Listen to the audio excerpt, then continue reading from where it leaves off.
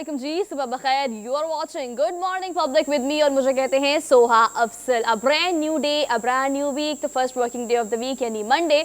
So happy Monday from my side. लेकिन आज अब्दुल रऊफ साहब मेरे साथ नहीं है। ऑब्वियसली मैं उन्हें मिस करूंगी और स्क्रीन पे आप भी उनको मिस करेंगे। But let's start our day with this thought कि life and show must go on, life and show must go on. तो इसी थॉट से अपने दिन का आगाज़ करें, अपने वीक का आगाज़ करें कि पिछले पूरे हफ्ते में या पिछले के दिन में जो भी हुआ है just try to let it be. और चलिए अगर लेट इट भी नहीं भी हो रहा तो लेट्स प्रोसेस इट। जो भी इमोशंस हैं, मसले मसाइल हैं, उसे प्रोसेस करें। लेकिन आगे तो बढ़ना है, ज़िंदगी तो चलनी है। So why not with the $100 smile. तो ये स्माइल हरमीत की भी हमेशा हम मिस करते हैं। तो फौरी तौर पर इस्लामाबाद चलते हैं, हरमीत को गुड मॉर्निंग करते हैं। हरमीत अस्सलाम वालेकुम, कैसे हैं आप? जी वालेकुम सलाम, सत श्री अकाल, गुड मॉर्निंग। और आपकी बात दुरुस्त है कि रऊफ साहब स्क्रीन पर नहीं होते या हमारे साथ स्टूडियो में नहीं होते तो हम उसको ज़रूर मिस करते हैं। लेकिन बहरहाल आपकी बात दुरुस्त है कि कहीं ना कहीं चलना फिरना आगे निकलना तो होता है। तो आपकी बात दुरुस्त है। एक तरफ हम देख रहे हैं कि इस्लामाबाद की फ़िज़ा तो आप आई और चली गई, आपने देखा कि कितनी खुशगवार है। लेकिन लाहौर की बात की जाए, पंजाब की बात की जाए तो हालात कहीं ना कहीं, चाहे वो सियासी हो या मौसमियाती तग़य्युरात की बात की जाए, तो कहीं ना कहीं तब्दीलियाँ या हमें बहुत सारी चीज़ें जो हैं, मुश्किलात हैं, वो हमें वहाँ पे ज़्यादा नज़र आती हैं। और हुकूमत की तरफ भी नज़रें हैं। एक तरफ जो वफाक में बैठी हुकूमत है और पंजाब में बैठी हुकूमत है, तो कहीं ना कहीं उस कुर्सी पर भी नज़र है। और वो जो फ़ैसला है खान साहब का, यानी असम्बलियाँ तहलील करने का, तो उस पर भी अब देख रहे हैं कि ख़बरें जो है मुख्तलिफ। एक तरफ खान साहब ने मुज़ाकरात की भी पेशकश की है, लेकिन उस मुज़ाकरात को भी हमने देखा है कि जो हुकूमत है उसने बिल्कुल रिजेक्ट किया है। अगर आप देखें ना कि एक तरफ मुआशी जो बहरान जिस मुल्क में जिस तरीके से चल रहा है, यानी इसहाक डार साहब जब आ रहे थे तो मुस्लिम लीग नून को सपोर्ट करने वाले कुछ सहाफ़ी और कुछ लोग यही कहा करते थे कि डार के आने से डॉलर घबरा गया है। और आज हम देख रहे हैं कि डार के आने से डॉलर घबरा नहीं गया है, बल्कि और आगे निकल चुका है। और अब जो डार साहब का बयान है वो आप देखें तो उसमें आपको और खौफज़दा बंदा हो जाता है, बल्कि पूरे पाकिस्तान को खौफज़दा होना चाहिए। ये जो मईशत का बुरा हाल है, एक तरफ कहा जा रहा है कि 6 महीने हमारे पास, हमें और चाहिए मईशत को बेहतर करने के लिए। 6 महीने तक कोई ऐसा प्लान नहीं है जो आगे तरफ हम कामयाबी की तरफ गामजन हो जाएं। तो ये एक जो चीज़ है, एक ऐसी ख़बर है जो यकीनन एक तशवीश की पूरी लहर जो है पूरी कौम में दौड़ गई है। क्योंकि ज़ाहिर बात है, मईशत के साथ ही हर शख्स का जो रोज़गार है, जो रिज़्क़ का ज़रिया है, वो कहीं ना कहीं मुल्क की मईशत के साथ जुड़ा है। और अगर मुल्क की मईशत बेहतर ना होगी तो सूरत-ए-हाल इंतहाई गंभीर होगी। बहरहाल कल टेस्ट मैच भी था, मैंने तो स्टेडियम में जाके देखा और बड़ा मज़ा भी आया। और बड़े कमाल की जो है हमारे जो बैट्समैन थे उन्होंने भी बड़ी अच्छी पारी खेली। उस वक्त तक तकरीबन 70 85 रन बनाए थे। फिर मैं चला गया, बोर हो गया ज़्यादा क्योंकि रश इतनी ज़्यादा थी। और लेकिन मैंने मिस किया हरमीत। मैं ये सोच रही हूँ कि आप बात करें मैच की, तो चलिए इस्लामाबाद आई थी तो पिंडी जाकर बंदा मैच भी देख लेते हैं, लेकिन आई मिस्ड इट। ओवरऑल अगर ऑडियंस की बात की जाए तो मैच के फिलहाल अगर हम अपडेट आपको दें तो आपको पता है पाकिस्तानी टीम को इस वक्त 263 रन की जरूरत है इस मैच की सीरीज को जीतने के लिए। और ये जो है टारगेट अभी it seems to be like difficult, a little bit difficult, a little bit easy as well. अगर बहुत सारी पावर लगाई जाए और फिर कम बैक हो, जिस तरह से हमारी टीम का हमेशा से आपने देखा है हरमीत, ऐसा होता है कि हम आहिस्ता आहिस्ता चल रहे होते हैं, फिर एकदम कम बैक होते हैं और फिर हम खुश हो जाते हैं। अच्छा जी, या तो ये तुक्का लग गया है, या तो हमारी टीम ने बहुत अच्छा काम किया है, या तो फिर इनकी एनर्जी फुल हो गई है। लेकिन चलिए उस कम बैक की हम फिंगर क्रॉस्ड और हम उस कम बैक की दुआ करते हैं। लेकिन पॉलिटिकल हैपनिंग, आप हरमीत बिल्कुल ठीक कह रहे हैं। There are so many things to discuss with you guys, क्योंकि आपको पता है कि पता नहीं कौन परवेज लाइस आपको मशवरा दे देता है इंटरव्यूज का। ऑन एंड ऑफ उनके इंटरव्यूज आते रहते हैं। कल जो लेटेस्ट इंटरव्यू उनका आया है उनमें उन्होंने कहा है कि जी अभी मार्च तक सिलसिला ऐसे ही चलेगा। तो ये जो असेंबलियां तहलील करने की कॉल इमरान खान की जानिब से दी गई थी, अब वो कहां पर स्टैंड कर रहा है, और असेंबली से तहलील करने की बात की गई थी, अब उस पर जो यूटर्न वो लिया जा रहा है उसे हरमीत आजकल कहा जा रहा है कि वो एक पॉजिटिव यूटर्न है। लेकिन ख्वाजा साद रफीक की इस पर एक स्टेटमेंट आई है। उन्होंने कहा है कि अगर आप मुज़ाकरात की टेबल पर आ रहे हैं तो मुज़ाकरात पूरी दुनिया में कहीं भी मशरूत नहीं होते, शर्तें नहीं रखी जाती। और ख़ासतौर पर जब आप मुज़ाकरात की बात करते हैं तो अभी इस वक्त ज़रूरत आपको है मुज़ाकरात की, तो आपकी सारी बातें नहीं मानी जा सकती या आपकी सारी शर्तें जो है उनको कीप इन माइंड रख के मुज़ाकरात की टेबल पर नहीं आया जा सकता। तो इस पॉजिटिव यू टर्न की जो बात की जा रही है, इससे क्या पॉलिटिकल स्टेबिलिटी आ जाएगी, that is a question mark. इसके अलावा बड़े सारे सवाल है जिसको हम डिटेल में डिस्कस करेंगे अपने टॉप स्टोरीज में। लेकिन आपको आज का टिपिकल रनडाउन बता देते हैं कि मंडे रनडाउन में हमारे पास क्या क्या है। ऑब्वियसली टॉप स्टोरीज आपसे शेयर करते हैं। आपको पता है कि शहबाज शरीफ जो है वो कहते हैं कि सिर्फ इक्तदार के लिए इमरान खान तगोदो कर रहे हैं, हाथ पांव मार रहे हैं, और उस वक्त उनकी कोशिश ये है कि वो कुछ भी करें बाय हुक और बाय क्रुक। मतलब हमने बहुत देखा कि जनरल बाजवा के हवाले से क्या क्या स्टेटमेंट्स आई। इसके अलावा अगर ऑन एंड ऑफ देखा जाए तो बौखलाहट में या पैनिक में, आई डोंट नो कि वो सिचुएशन क्या होती है, लेकिन आपने देखा है कि हमेशा इमरान खान की स्टेटमेंट्स जो हैं वो कितनी तेज़ी से और रवानी से चेंज होती है। और अब कोई बयानियाँ बाकी बचा नहीं आवाम को इंडल्ज करने में। हाँ, अलबत्ता इलेक्शन वाहिद हल उनको लगता है हरमीत कि वो पता नहीं कोई ऐसी बारिश है जो पिछली सारी हिस्ट्री जो है पाकिस्तान तहरीक इंसाफ की उसको सही कर देगी या साफ कर देगी। तो इस पर हम एनालिसिस लेंगे अपने सीनियर एनालिस्ट का। इसके अलावा आपको बताएंगे कि फैसलाबाद में कीमती और नायाब परिंदों की सुरीली बोलियों से मज़ीद पुरकशिश एक बाज़ार है, उस मार्केट में आपको लिए चलेंगे। और फिर जो परिंदों को रखने की और इस तरह की चीज़ों की शौकीन है उनसे बात करेंगे इस हवाले से। अच्छा जी, इसके अलावा आपको आज हमने एक इंस्पिरेशनल सक्सेस स्टोरी बतानी है कि कारोबार करना हर किसी की ख्वाहिश है, हर कोई करना चाहता है। और ख़ास तौर पर हम इस चीज़ की बात करेंगे कि आप कोई भी काम जो टिपिकल हर कोई कर रहा है, अगर फूड की बात की जाए, फूड इंडस्ट्री की बात की जाए, तो आजकल लाहौर, इस्लामाबाद, कराची हर जगह फूड की एक चेन्स है, लेकिन उसी काम को डिफरेंट अंदाज में करना और कम वक्त में एक छोटे से कारोबार को एक एम्पायर बना लेना, ये एक क्रेडिट की बात है। ये कैसी पर्सनालिटी है जिनके लिए फील ब्रावो अबाउट दैट। तो ब्रावो फूड्स जो है उसके बारे में हम बात करेंगे, उनकी सक्सेस स्टोरी के बारे में बात करेंगे। और अगर आपने कारोबार करना है, एंटरप्रेन्योर बनना है, एक आइडिया आपके पास है, तो उस पर कैसे आपने काम करना है उस पर बेसिकली हम बात करेंगे और आपको अच्छी अच्छी टिप्स भी देंगे। इसके अलावा हम बात करेंगे एक ऐसे शौक की जो हमने काफ़ी ज़्यादा देखा है कि वो शौक़ बहुत ज़्यादा इन है, आउट है। अब वो शौक़ क्या है इसके बारे में आपको हम डिटेल में बताएंगे। अच्छा जी, इसके अलावा हम बात करेंगे सेल्फ़ कॉन्फिडेंस की। हरमीत, इसकी कमी आपको तो नहीं है, इसकी कमी मुझे तो नहीं है, लेकिन ये बिल्ड कैसे किया है हमने हरमीत, ये एक क्वेश्चन मार्क है। शुरू से हम ऐसे नहीं थे, क्योंकि हम स्क्रीन पर आते हैं, लोगों से बात करते हैं, तो वो कॉन्फिडेंस ऐसा ऐसा बिल्ड होता है। लेकिन अगर if you are not a part of screen और समथिंग रिलेटेड टू मीडिया, तो सेल्फ कॉन्फिडेंस कितना ज़्यादा ज़रूरी है आपके लिए, इसको हम आज डिटेल में डिस्कस करेंगे अपने रन डाउन में। तो चलिए जी, अब चलते हैं टॉप स्टोरीज। तो हमने कर ली डेली डोज की तरफ, तो डेली डोज की पहले देते हैं। पहली डोज हरमीत हमारे पास ये है कि बेसिकली हमने देखना है कि आज का दिन जो है उस दिन की मुनासबत से आज क्या ऐसा दिन बनाया जा रहा है या किसको याद करने का दिन बनाया जा रहा है। आज हम बात करेंगे गुलकार उस्ताद ग़ुलाम अली की आज जो है वो सालगिरह है। बड़े ग़ुलाम अली के शागिर्द हैं और अगर हम इनकी हिस्ट्री को देखें तो पाकिस्तान से इनका ताल्लुक़ है। 1960 की अगर हम बात करें तो रेडियो पाकिस्तान से क्रेडिट हमेशा रहता है और मुझे बड़ा प्राउड होता है। जब मैं कल इस्लामाबाद से लाहौर वापस आ रही थी तो मैंने रेडियो पाकिस्तान ही सुना और जब मैं उसको सुन रही थी तो मुझे इस बात का अंदाज़ा हो रहा था कि कितने बड़े बड़े स्टार, कितने बड़े बड़े नाम, कितने बड़े बड़े ऐसे पाकिस्तान के लोग हैं, फ़नकार बरादरी है जो पाकिस्तान का फ़ख्र रहे हैं। उनका आगाज़ रेडियो पाकिस्तान से था, तो उनका आगाज़ रेडियो पाकिस्तान से हुआ हरमीत। और रेडियो पाकिस्तान के बाद उन्होंने बेसिकली गज़ल के वो स्पेशलिस्ट थे, गज़ल तो बहुत ही खूबसूरत गाते थे, लेकिन उसके बाद जो एक टच उनके गायकी में और गज़ल गायकी में क्लासिकल, हिंदुस्तानी क्लासिकल का जो टच था वो बेसिकली लोगों को ज़्यादा पसंद था। और फिर उन्हें अगर बात की जाए बड़े उस्ताद ग़ुलाम अली का जो एक अवार्ड है जो कि उन्हें हिंदुस्तान की तरफ से मिला, तो वो एक स्पीच जो है उस स्पीच में उन्होंने कहा था कि मुझे बहुत अवार्ड मिले हैं, बहुत क्रेडिट्स मिले हैं, लेकिन एक वाहिद क्रेडिट और अवार्ड है जिसको लेकर मुझे सबसे ज़्यादा खुशी हुई है, क्योंकि ये मेरे गुरु यानी कि मेरे उस्ताद के नाम से मुंसलिक है। तो बहुत पसंद किया जाता है हरमीत आज भी इनको, इनके गानों को सुनने को, और ज़हती ज़िंदगियाँ तक याद रखा जाएगा। है कि हम जब रेडियो पाकिस्तान का आपने जिक्र किया, रेडियो पाकिस्तान वो इदारा था जिसने बड़े बड़े नाम पैदा किए। और मैं अपने आप को खुशकिस्मत समझता हूँ कि मैंने तकरीबन 3 साल तक जो है रेडियो पाकिस्तान के साथ मैं भी मुंसलिक रहा। वहाँ पे आरजे के तौर पर मैं अपनी खिदमत जो है वो अंजाम देता रहा। लेकिन मेरी ख्वाहिश थी कि मैं जब हम गांव में हुआ करते थे तो मेरी भी ख्वाहिश हुआ करती थी कि कहीं रेडियो की तरफ जाए और रेडियो पाकिस्तान का जब जिक्र आता था, क्योंकि ज़ाहिर बात है हमारे पास तो वही ऑप्शन था।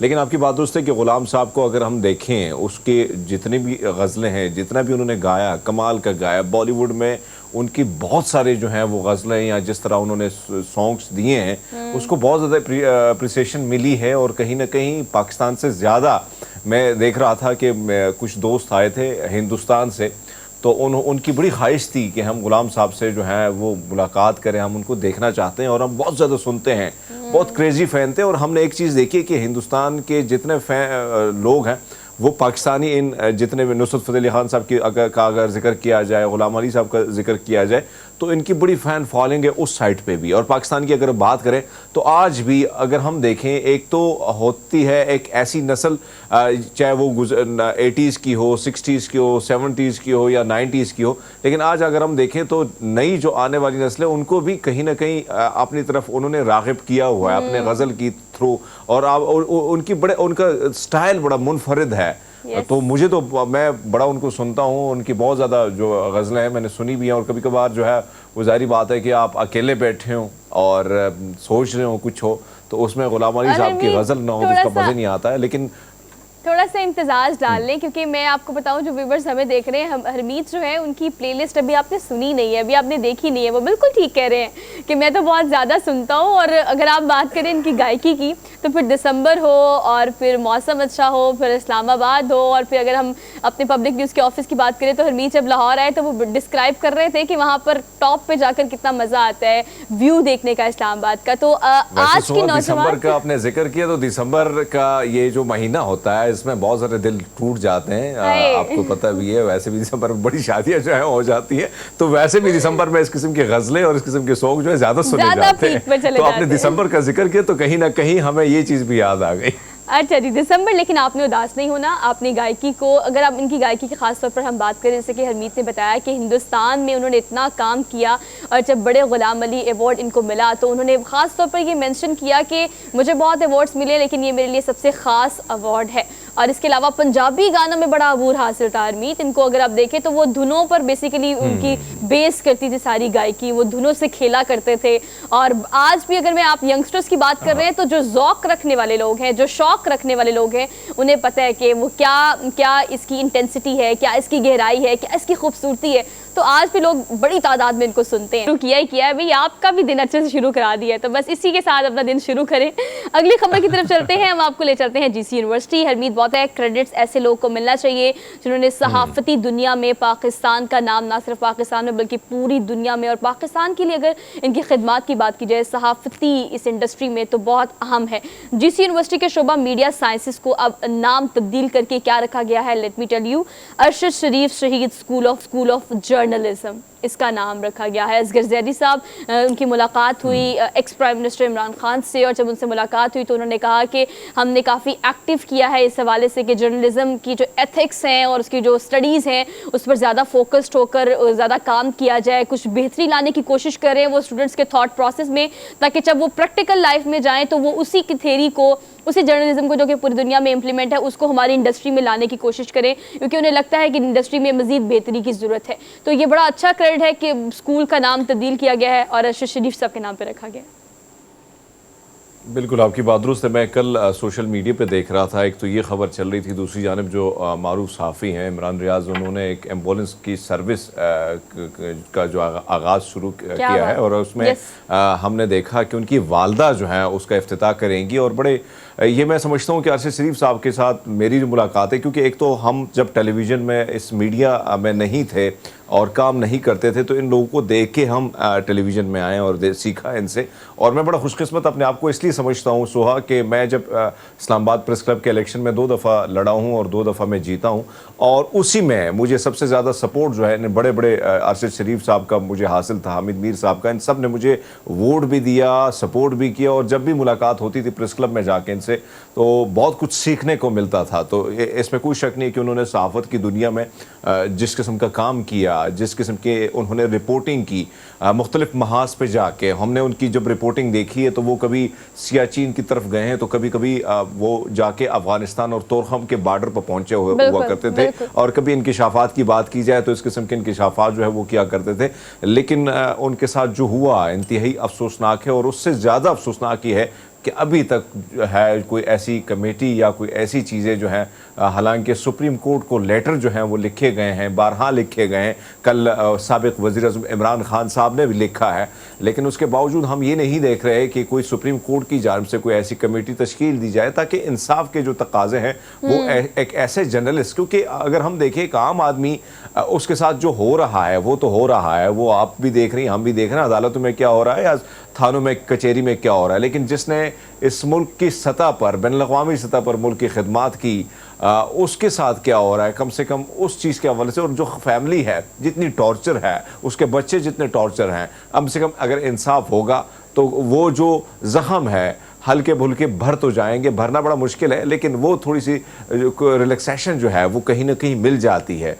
तो मैं समझता हूँ कि आज अपने इस प्रोग्राम के थ्रू भी हम गुजारिश करेंगे सुप्रीम कोर्ट से कि कम से कम इस चीज़ को थोड़ा सा सीरियस लिया जाए, और जिस तरह ये खतूत और लेटर्स मुख्तलिफ पाकिस्तानी जर्नलिस्ट की जानिब से भी लिखे जा रहे हैं तो उस पर अमल दरामद किया जाए। और हरमीत, आप इतनी अच्छी बात कर रहे हैं इस हवाले से कि आप एक जर्नलिस्ट हैं, हम भी जर्नलिज्म का हिस्सा है, इस इंडस्ट्री का हिस्सा है। हम जैसे इतने सहाफ़ी भाई बहन जो है वो जो फील्ड में काम करते हैं, जो ऑन स्क्रीन काम करते हैं, ये सब डिपिक्शन कर रहे हैं हमारी पर्सनैलिटीज़ को कि वो उन्होंने कितनी इंडस्ट्री के लिए उनकी खिदमात जो है, जैसे आपने कहा कि कहाँ कहाँ पर जहाँ पर उस वक्त की ज़रूरत थी कि वहाँ जाकर उस चीज़ को कवरेज दी जाती, वो हमेशा पेश रहे हैं, वो बॉर्डर्स हो, वो ज़लज़ला हो, वो सैलाब हो। तो ये बेसिकली उनको क्रेडिट देने का एक तरीका है कि एटलीस्ट हमें पता चले कि हुआ क्या था। तो ये चीज़ एक बूस्ट मिलता है सोशल मीडिया पे, सब लोग इसके बारे में चर्चा करते हैं, बात करते हैं। उसके बाद एट द एंड जिन इदारों पर इस पर काम करना चाहिए वो इदारे उस तरह से पार्टिसिपेट नहीं कर पाते। तो we want justice, we seriously want justice. और अरशद शरीफ साहब के लिए हम सब हमेशा बात करना चाहते हैं और उस तक नतीजा जो है वो हम चाहते हैं, जिसके लिए कोशिश इदारों को करनी है, हमने सिर्फ आवाज़ उठानी है। लेकिन ये एक बड़ा अच्छा जेस्चर है। और ना सिर्फ ये कहा गया है कि जो स्कूल ऑफ जर्नलिज्म है उसको नाम चेंज करके अरशद शरीफ शहीद के नाम पे रखा गया है, बल्कि एक नई इमारत भी बनाई जाएगी। तो अप्रिसिएशन फ्रॉम आवर साइड की नई इमारत उनके नाम से मंसूब करके बनाई जाएगी, जो कि रहती दुनिया तक, ऑब्वियसली जीसी यूनिवर्सिटी का एक नाम है तो ये भी ऐसे ही रहेगा। अच्छा जी, अगली खबर आपको देते हैं। अनोखी सी खबर है और मज़ेदार भी है।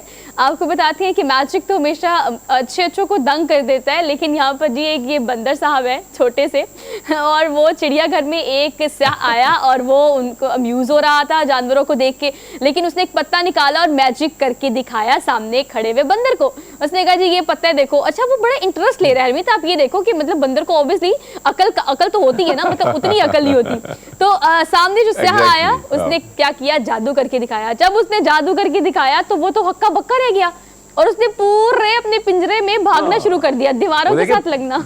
जी जी जी। वो देखे ना, जिस तरह हमारे साथ कोई इस किस्म की चीज आ जाती है, कोई मैजिक करता है, तो जाहिर बात है कि हमारा जो चेहरा है या मुंह जो है वो खुला रह जाता है। और बंदर को अगर उसकी एक्सप्रेशन देखे तो बिल्कुल वैसे ही है। और वो भी बड़ा हैरान परेशान है कि भैया हो क्या गया। अचानक शख्स आया खाली हाथ, और खाली हाथ में अचानक पत्ता आया, तो फिर देखे ना उसकी दौड़े जो है वो आसपास की लग रही हैं। बहरहाल बंदरों के साथ ना, क्योंकि जी जी, बोले आप कंटिन्यू करें।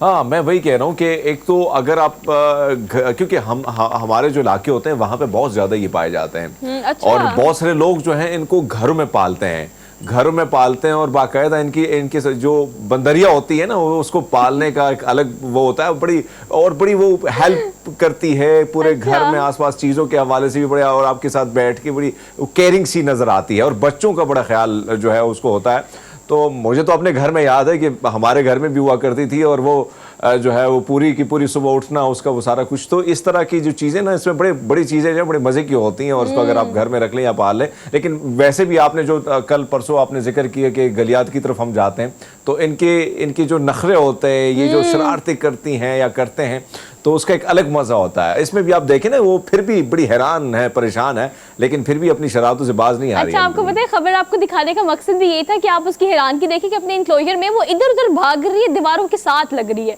कि भी मैं हैरान हो गई हूँ कि अच्छा एक्सप्रेशंस देखें आपके, इंसानों की तरह ही उसके एक्सप्रेशंस भी है, वो उस तरह ही हैरान हो रही है, उस तरह ही अम्यूज़ हो रही है। लेकिन आप बिल्कुल ठीक कह रहे हैं कि हम बेसिकली आप रिलेट कर पाएंगे, जो लोग हमें देख रहे हैं, आप नॉर्दर्न एरियाज जाएँ तो वहाँ पे बच्चे और ख़ासतौर पर बड़े भी बड़े एक्साइटेड होकर इनको छलियाँ खिलाते हैं, तो ऑब्वियसली लोग बड़ा खुश होते हैं। अगर आप लाहौर शहर में बात करें तो अब इसको तो एक जरिया भी बना लिया। आप देखें कि अक्सर मांगने वाले जो है वो एक बंदरिया या बंदर जो अपने साथ रखते हैं, वो थोड़ा सा करतब करके दिखाता है, फिर उनको पैसे देते हैं, तो लोग इनको देखना पसंद करते हैं। तो हमने कहा चले आपको भी ये खबर दे देते हैं। अच्छा जी, आगे बढ़ते हैं। आपको अच्छी सी प्यारी सी खबर देते हैं। प्यारी खबर इसलिए क्योंकि ये एक बहुत प्यारा सा ऐसा फूल है जो कि साल में हरमीत, कैन यू इमेजिन, सिर्फ एक दफ़ा खिलता है और ये रात के वक्त खिलता है और इसकी खुशबू इतनी प्यारी होती है और इसे कहते हैं क्वीन ऑफ द नाइट। लेकिन ये नहीं कहा जा सकता कि ये बाहर में, ख़िज़ा में, सर्दी में, गर्मी में कब खिलता है, हम कुछ नहीं कह सकते। अनप्रेडिक्टेबल ये एक ऐसा फूल है जिसके बारे में शायद आपने पहले कभी ना सुना हो, तो हमने कहा चलिए आपको अनोखी खबर देते हैं। और आप इसकी खूबसूरती देखें, बेसिकली जिस पर निकलता है वो पौधा कांटेदार है। आप देखिए कांटे ही कांटे इर्द गिर्द है, लेकिन ये फूल जो है साल में पता नहीं वो कौन सा दिन होगा, सब लोग बहुत इंतजार करते हैं इसका, और ये साल में एक दिन खिलता है। और जब जो इसको देख लेता है वो अपने आप को बहुत खुशकिस्मत समझता है, मतलब उस एरिया में कंसीडर किया जाता है कि I am the luckiest one जिसने इसको देखा है। बल्कि इस किस्म के फ्लावर जो हैं उसका जिक्र खासकर देहातों में, इलाकों में बहुत ज़्यादा मिलता है और कहा जाता है कि जो आपकी ख्वाहिश है वो भी पूरी हो जाती है अगर आप इस फूल को देख लेते हैं। और बहुत खुशकिस्मत लोग वो होते हैं जो जिसकी नज़र इस पर पड़ जाती है। तो इसके हवाले से बड़ी स्टोरियाँ जो हैं वो पहले से हमने बचपन में सुनी, लेकिन आज फूल भी आपने दिखाई दिया है, यानी हमारी टीम ने दिखाई दिया कि फूल वही है। चलो हम दोनों भी खुशकिस्मत स्क्रीन पे तो देख रहे हैं, स्क्रीन पे देख रहे हैं, लेकिन ये कहाँ पाया जाता है मैं आपको ये भी बता देती हूँ। ये मैक्सिको में आपको बेसिकली मिलेगा। वहाँ के जो लोग हैं वो इसे देखने के लिए कोशिश करते हैं कि बस अब कोई भी दिन या रात में ऑब्वियसली, लेकिन दिन में आप देखते हैं कि सूरज निकलने से पहले पहले हरमीत ये अगर खिलता है तो उसके बाद ये उसकी खिलाहट जो है वो ख़त्म हो जाती है, मतलब दोबारा से वो एक पंखड़ी और दोबारा से वो एक कली की सूरत इख्तियार कर लेता है। मतलब आई थिंक पता नहीं सूरज से क्या नाराज़गी है या क्या, मतलब अच्छा सोहा, मतलब ये जो एरिया है, नादरन एरिया है या शुमाली इलाका जितने भी हैं, उसमें जो मैं जिस फूल का जिक्र कर रहा हूँ, ये तो आपने मैक्सिको की बात की, अंजीर का जो फूल होता है उसके हवाले से ये मिथ है कि बड़ा खुशकिस्मत शख्स वो होता है कि अगर उसने उसका फूल देख लिया। और ये पूरे शुमाली इलाक़ाजात में अगर आप जाएंगी ना तो इस किस्म की चीज़ें और पाई जाती हैं और ये भी किस्से जोड़ दिए जाते हैं। फिर देहातों में, इलाकों में मुख्तलिफ़ किस्म की किस्से कहानी भी होती है और बड़े मज़े से लोग उसको पेश करते हैं। तो वहाँ पर ये किस्से के फ़लाँ शख्स ने वो फूल देखा तो फिर उसकी पूरी ख्वाहिशात पूरी हो गई और पता नहीं क्या से क्या होता वो बन गया। तो ये चीज़ें जो हैं उन इलाकों में भी हमने, बल्कि मैं तो उस इलाके से हूँ तो मैंने तो खुद देखी है, सुनी है ये बातें, हाँ फूल नहीं देखा भैया। लेकिन देखिए हमें आपको ये खबर, ऑब्वियसली हम आपको वो फूल तो उस तरह से पाकिस्तान में मौजूद नहीं, मैक्सिको के लोग जो हैं वो इससे मुस्तफ़ीद हो सकते हैं, इस नज़ारे को, खूबसूरत नज़ारे को देख सकते हैं। लेकिन हम ये ज़रूर कह सकते हैं कि भी कुदरत है, अल्लाह हर चीज़ पर कादिर है और ये कुदरत जो है और कुदरत का नज़ारा दिखाना आपको बहुत ज़रूरी है कि वो देखिए कहाँ से क्या क्या ऐसी चीज़ें होती हैं जहाँ से वो डिपिक्शन होती है कि भी अल्लाह हर चीज़ पर कादिर है, वो क्या क्या खूबसूरती जो है वो कुदरत में, नज़ारों में डाल देता है। और इसलिए कहा गया है कि अक्ल वालों के लिए निशानियाँ हैं, तो इन निशानियों से आप भी देखें और लुत्फ़अंदोज़ हों। हमने अब एक क्विक ब्रेक लेनी है because we are done with our daily dose. Break लेते हैं और ब्रेक के बाद वापस आएंगे, शो को कंटिन्यू करेंगे। You just keep watching good morning public. Welcome back after the break. So आज बहुत सारे लोगों को याद करने का दिन है और हम किसी भी दिन को मिस नहीं करते। अगर आज के दिन की मुनासबत से आपको बताएं तो मेजर मोहम्मद अकरम शहीद का आज योम शहादत है। 1971 की जंग में आपको अगर याद हो, बहुत सारी किताबों में, ख़ासतौर पर अगर बच्चों की बात की जाए तो मुआशरत उलूम की किताबों में ख़ास तौर पर निशान हैदर जिन लोगों को मिला, जिन्होंने शहादत नोश की, उनका नाम ख़ास तौर पर तस्वीर हम पढ़ते भी थे और हमें याद भी है। तो मेजर मोहम्मद अकरम शहीद जो है उनका आज योम शहादत जो है वो मनाया जा रहा है। और अगर 1971 की जंग की बात की जाए तो उनका ये क्रेडिट है हरमीत के 14 दिन तक मुसलसल अपने से 2 से 3 गुना ज़्यादा भारतीय फ़ौज के जो लोग थे जो कि हमला करने के गर्ज से मौजूद थे, उनको 14 दिन तक रोके रखा और होने वाला वहाँ से हर हमला जो है वो नाकाम बनाया और उनको जो है पाकिस्तान की तरफ से निशान हैदर मिला है।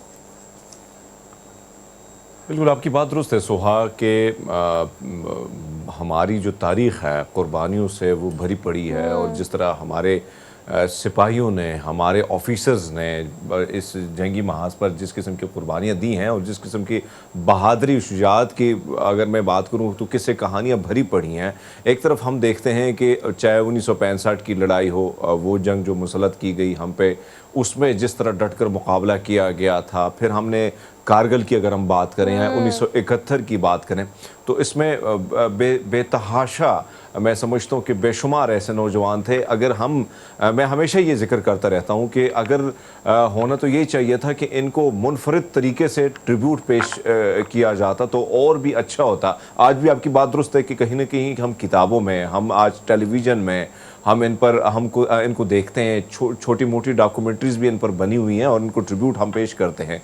लेकिन होना तो ये चाहिए था कि जिस तरह हमने देखा है कि हमारे जो आस पड़ोस के जो ममालिक हैं वहाँ पे अगर कोई इतना बड़ा कारनामा भी उन्होंने संजाम नहीं दिया होता, लेकिन उसके बावजूद कहीं ना कहीं फिल्में, ड्रामे उनको याद किया जाता है। एक फ़िल्म ये होती है कि एक बहुत बड़ा ट्रिब्यूट होता है और सदियों तक उस चीज़ को याद भी रखा जाता है, और फिल्म जब आप देखते हैं तो वो सारे हीरोइक एक्शन जो हैं वो आपको याद आते हैं। तो आपकी बात दुरुस्त है कि इस तरह की अगर हम करें, अगर हम देखें मेजर मोहम्मद अकरम शहीद का जिक्र करें, या इस तरह मेजर अजीज़ भट्टी साहब का जिक्र करें, या दीगर ऐसे किरदार हैं जो बेतहाशा हैं। और मैं GHQ गया था, 2 दफ़ा मैं गया हूँ, वहाँ पे मैंने देखा है और वहाँ पे दास्तानें पढ़ी हैं हर एक किरदार की, उनका जिस तरह ताल्लुक़ था, जिस किस्म की उनके फ़ौज से जज्बात उनके मुंसलिक थे, और जिस किस्म की उन्होंने जाके जो घरों से वो अलग होके कहीं ना कहीं, क्योंकि ज़ाहिर बात है कि बहुत वक्त लग जाता है जब आपको छुट्टियाँ, एक तो छुट्टी बड़ी मुश्किल से मिलती है, फिर जब आप जंगी महाज पे हैं तो वहाँ पे भी बड़े मुश्किलात का सामना, लेकिन उसके बावजूद हिम्मत से जिस तरह ये लड़ते हैं, दुश्मन का मुकाबला करते हैं, तो यकीन माने कि वहाँ पे मैंने कुछ तस्वीर देखी, कुछ यूनिफॉर्म्स देखी, मेरे जो रोंगटे हैं वो खड़े हो गए। वहाँ पे इस किस्म की जो म्यूजियम उन्होंने बनाया और वहाँ पे बाकायदा वो सारी चीज़ें जो इन्हीं शोहदा के साथ मुंसलिक थी वो उनको रखा गया है, और वहाँ पे देखा जा सकता है। हत्ता कि मैंने तमाम महसूस करते हैं, लेकिन आपको पता है कि तमाम शोहदा पाक अफ़वाज के वो जवान जिन्होंने जामे शहादत नोश किया और पाकिस्तान को यहाँ तक पहुँचाया, लेकिन पाकिस्तान किस वक्त मौजूदा सूरत हाल और हमारे सियासतदानों की प्रायोरिटीज़ जो हैं वो ज़्यादा तकलीफ देती हैं, ज़्यादा दुख देती हैं। इस वक्त करंट अगर हम बात करें तो let's talk about that political segment कि आज इमरान खान की सियासत को कहाँ देखा जा रहा है। जो भी सूरत हाल है उस पर इतनी बड़ी बात करना कि असेंबलियाँ तहलील कर दी जाएंगी, और उसके बाद अब तक उस पर बज़ाहिर उनका कोई भी एक वर्डिक्ट नज़र नहीं आ रहा कि अब इसको किस तरह से करना है। और कहा यह जा रहा है कि यू टर्न, लेकिन कुछ एनालिस्ट कह रहे हैं कि वो एक पॉजिटिव यू टर्न है जो कि वो लेने की कोशिश कर रहे हैं, यानी वो मुज़ाकरात की तरफ आना चाह रहे हैं। तो नज़ीर लगारी साहब हमारे साथ मौजूद हैं, सीनियर तजज़ियाकार है। सर अस्सलाम वालेकुम सर, कैसे हैं आप? ठीक हैं? ठीक हूँ अल्हम्दुलिल्लाह, आप ठीक हैं? Thank you so much for joining us today. Sir कहिएगा कि सिर्फ अगर मैं बहुत कंसाइज सा सवाल करूं तो इमरान खान की सियासत, अब आपको उनकी सियासत के डायनामिक्स क्या नज़र आ रहे हैं? कहाँ जाएंगे, क्या करेंगे, कब करेंगे?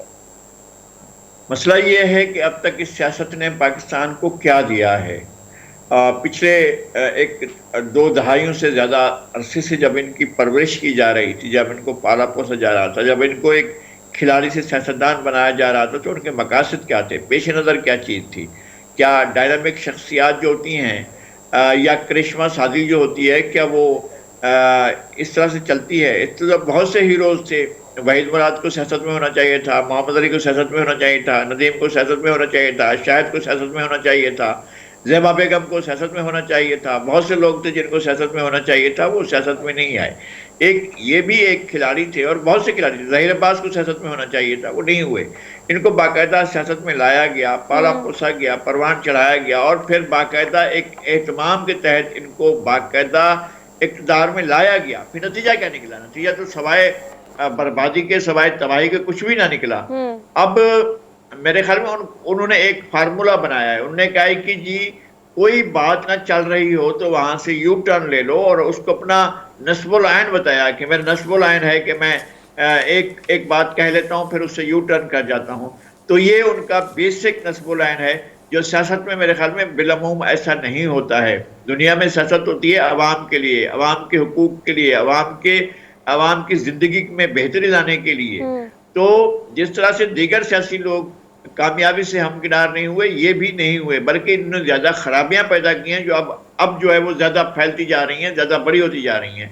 और इन्होंने ताज़ा जो वो अपनाया है पिछले 9 महीने से, वो पाकिस्तान में सियासी अदम इस्तेहकाम पैदा करना है। ये इनका बुनियादी नस्ब-ओ-लाइन है कि सियासी अदम इस्तेहकाम पैदा हो जो मुआशी अदम इस्तेहकाम में बदल जाए और जिससे अल्टीमेटली पाकिस्तान को शदीद नुकसान पहुंचे। ये इनका नस्ब-ओ-लाइन है। मुझे ये लगता है, मैं इस बात का कभी भी हामी नहीं रहा हूं कि मुस्लिम लीग नून को होना चाहिए या पीपल्स पार्टी को होना चाहिए या मौलाना को होना चाहिए, किसी को भी होना चाहिए।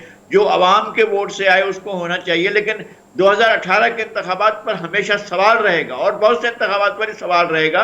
लेकिन ये इंतखाबात मैनेज क्यों किए जाते हैं, ये रिग क्यों किए जाते हैं, इनको चोरी क्यों किया जाता है, फिर एक आदमी को लाने के लिए जो है इतने पापड़ क्यों बेले जाते हैं, इस बात की हमें समझ में नहीं आई है।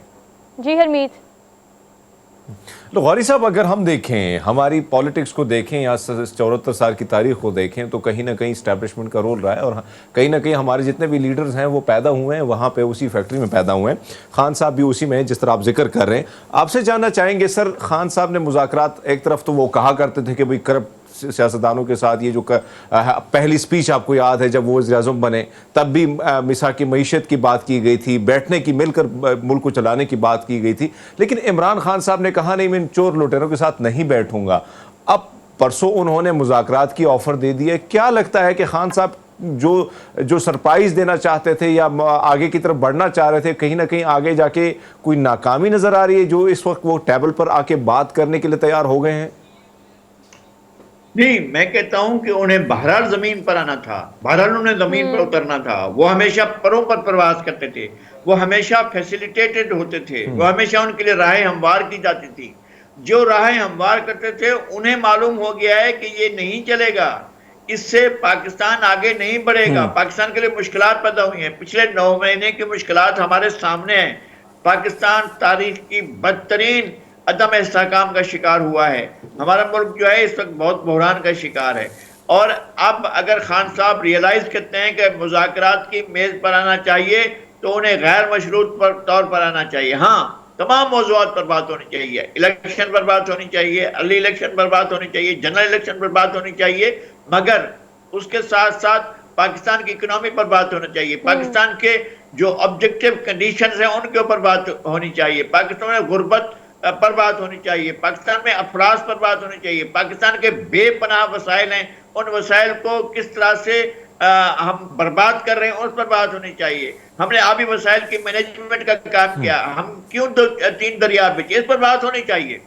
कैसे हमने अपने अपने वसाइल जो है वो बेदंदी से लुटाए हैं, कैसे रिकॉर्डिंग का मुआहदा हुआ था, कैसे उसको तोड़वाया गया, फिर कैसे कराया गया, ये सारी चीजों पर बात होनी चाहिए। एक वसील बुनियाद जो है डायलॉग होना चाहिए और मेरे ख्याल में हमें फैक्ट फाइंडिंग करनी चाहिए, रिकंसिलिएशन भी करनी चाहिए, मगर उससे पहले हमें फैक्ट्स जानने चाहिए कि हमारे साथ किस इदारे ने, किस फर्द ने, किस जमात ने, किस तंजीम ने, किस लोगों ने और कौन कौन से इदारों ने पाकिस्तान के साथ क्या क्या खिलवाड़ किया है। हम अपना फैक्ट्स पेश करते हैं, हम भी उसमें पेश होना चाहते हैं और हम बताना चाहते हैं कि पाकिस्तान में 70 साल के साथ 75 साल के अरसे में क्या ज्यादतियां की जाती रही, हम भी पेश करते हैं, ताकि ये चीज वंस फॉर ऑल तय हो जाए कि इस मुल्क के मालिक अवाम हैं, इस मुल्क को चलाना अवाम का काम है। ये नहीं है कि कुछ लोग बैठे और तय करें कि जनाब आज हमने इसको हीरो बनाना है। आज जो है हुमायूं साहब को हम वजीर आजम बनाने का फैसला करते हैं, आज जो है हम हरमीत सिंह को वजीर आजम बनाने का फैसला करते हैं। ये इस सिलसिले को नहीं होना चाहिए। सिलसिला ये होना चाहिए कि हम बैठ कर तय करें कि पाकिस्तान के अवाम अपना इक़्तिदार आला, अपना इक़्तिदार वो किसके हवाले करना चाहते हैं, उसमें किसी किस्म की कोई रिगिंग नहीं होनी चाहिए। अच्छा नज़ीर साहब, ये कहिएगा कि आपने कहा कि हर चीज़ के बारे में बात होनी चाहिए, अगर स्पेसिफिकली हम सिर्फ इलेक्शन की बात कर लें तो ये तो पीटीआई डर पे है कि इलेक्शन करा लिए जाए, लेकिन इलेक्शन को क्या इमरान खान साहब ऐसी बारिश नहीं समझ रहे? क्योंकि माजी में अगर देखा जाए तो पीटीआई और इमरान खान साहब के झमेले जो हमने देखे हैं, मतलब उसमें फराह गोगी है, उसमें बुशरा बीबी है, उसमें अगर हम उस घड़ी की बात की जाए, अगर हम तोशा खाना की बात करें और बहुत सारी ऐसी चीज़ें जिसको बहुत हाईलाइट किया गया, बहुत सारी ऑडियोज आई हैं, तो क्या उनको लगता है कि इलेक्शन की तरफ जाना या वो बारिश है जो तमाम उनके गुनाहों को, चीज़ों को धो देगी और चीज़ें क्लीन हो जाएंगी इलेक्शन के बाद अगर वो भारी अक्सर से जी जाते हैं? तो नहीं, वो तो बिल्कुल अपने आप को पारसा बनाकर पेश करते रहे हैं ना। उनकी पारसाई के बहुत से दावे थे और हमने पिछले 3.5-4 साल में हमने पारसाई को चौराहे पर बर्बाद होते हुए देखा है। इनकी पारसाई की तमाम चीजें खुलकर सामने आ गई हैं। और ये इक़्तिदार आला इस तरह का चाहते थे कि वो एब्सोल्यूट ताकत के तौर पर आए और कोई किसी को जवाब देना हो, किसी को किसी किस्म का कोई जवाब न दे, वो मुल्क को जिस तरह चाहें और ये बाजी के अतफाल समझें कि बच्चों का खेल समझें और आकर इक़्तिदार में बैठे और कोई उनसे पूछने वाला ना हो, वो इस तरह से आकर बैठना चाहते थे। मैं कहता हूं एक एक चीज का हिसाब कि किसी भी 1 रुपए के, 1 पैसे के या 1 लाख के या 1 करोड़ के या 1 अरब के या 1 खरब की चोरी में मुलविस है तो उससे हिसाब होना चाहिए। ऐसा नहीं है कि आप बगैर हिसाब के आप अवामी नुमाइंदगी के लिए आते हैं और आपके हाथ क्लीन नहीं है, नहीं आना चाहिए, बिल्कुल नहीं आना चाहिए। लेकिन आपको कोर्ट ऑफ लॉ में एविडेंस के साथ साबित करना होगा कि फलां चोर है, फलां चोर नहीं है। मेरे ख्याल में हमें खुद जाना चाहिए। मैं इसलिए कह रहा हूं कि फैक्ट्स फाइंडिंग होनी चाहिए। अदलिया ने क्या किया हमें पता होना चाहिए ना।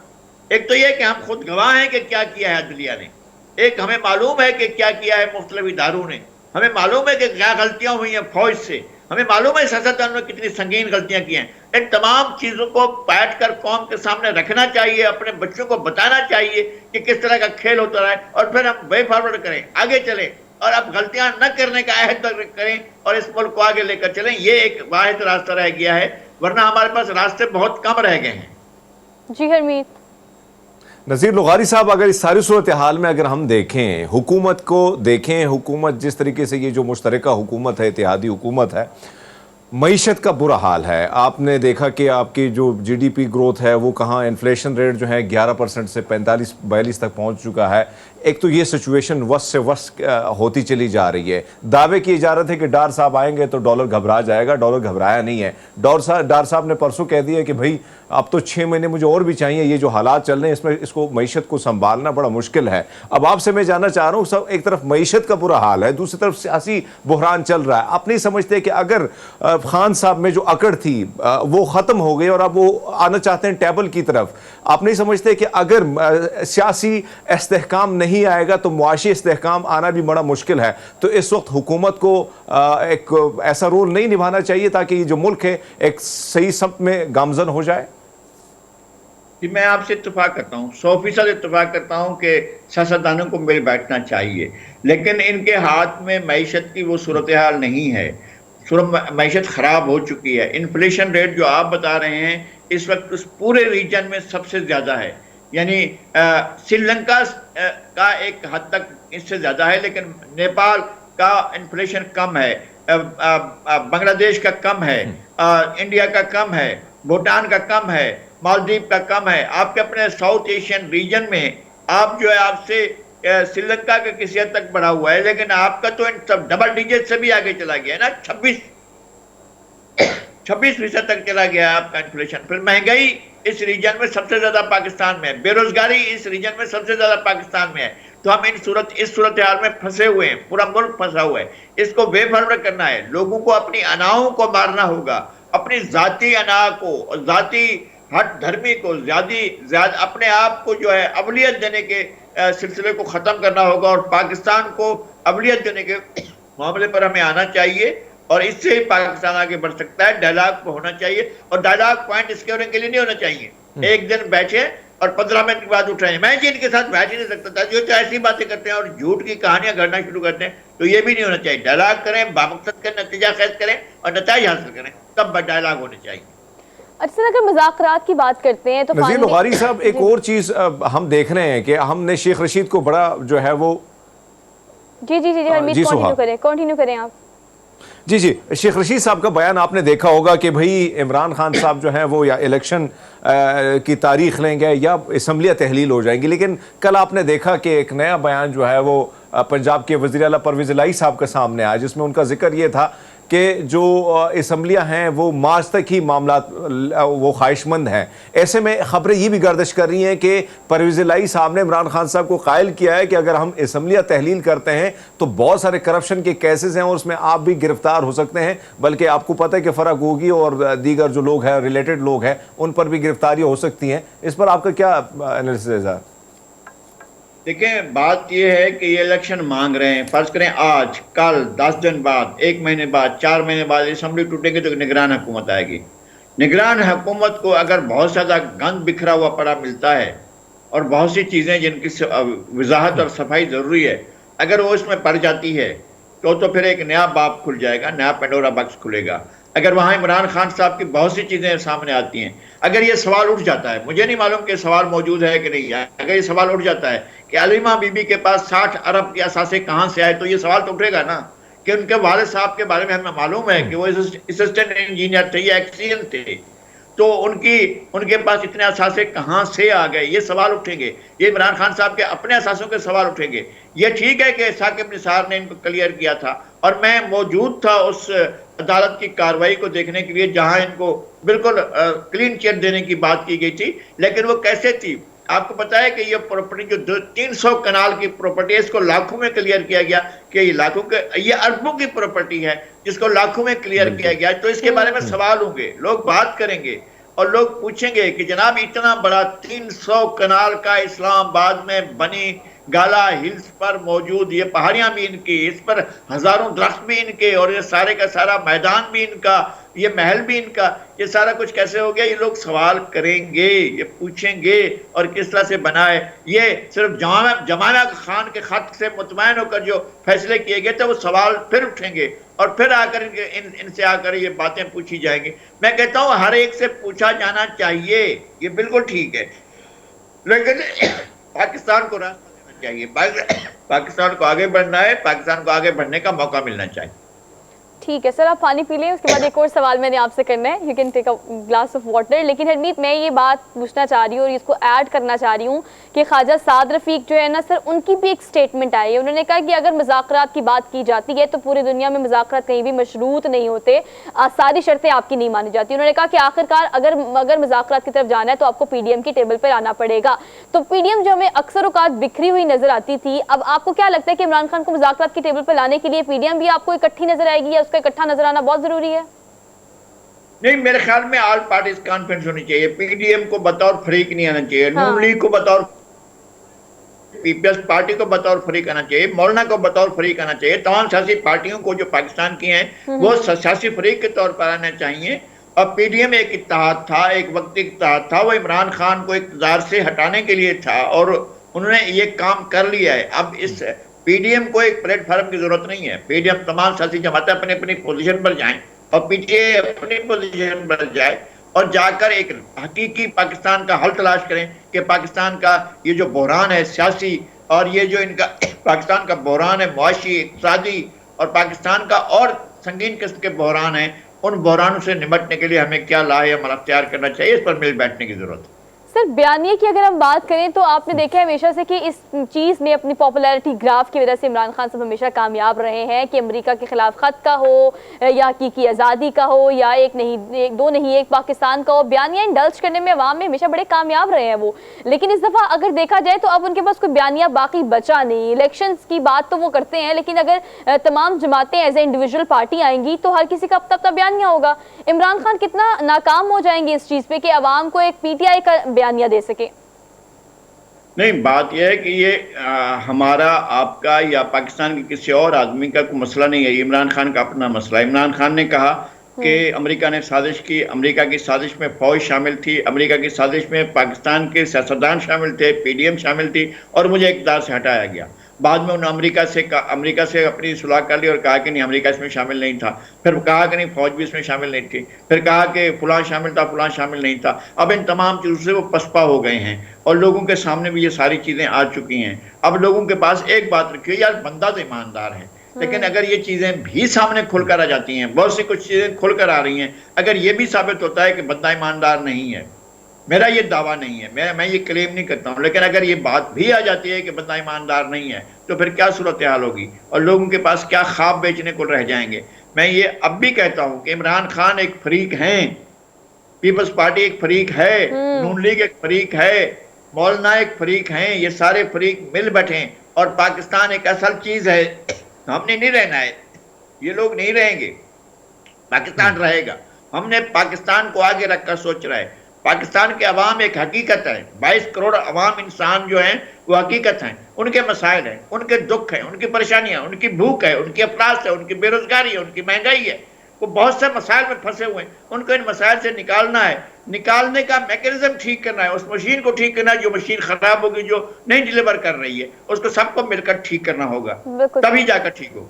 ठीक है सर, नज़ीर लगाई sahab, so much for being there, और आपका एनालिसिस जो है वो बिल्कुल ठीक था। For god sake try to be कि पाकिस्तान आपकी प्रायोरिटी पे होना चाहिए, चाहे आप किसी छोटी या बड़ी पार्टी के, या फिर आप इक़्तिदार में या आप इक़्तिदार में नहीं है।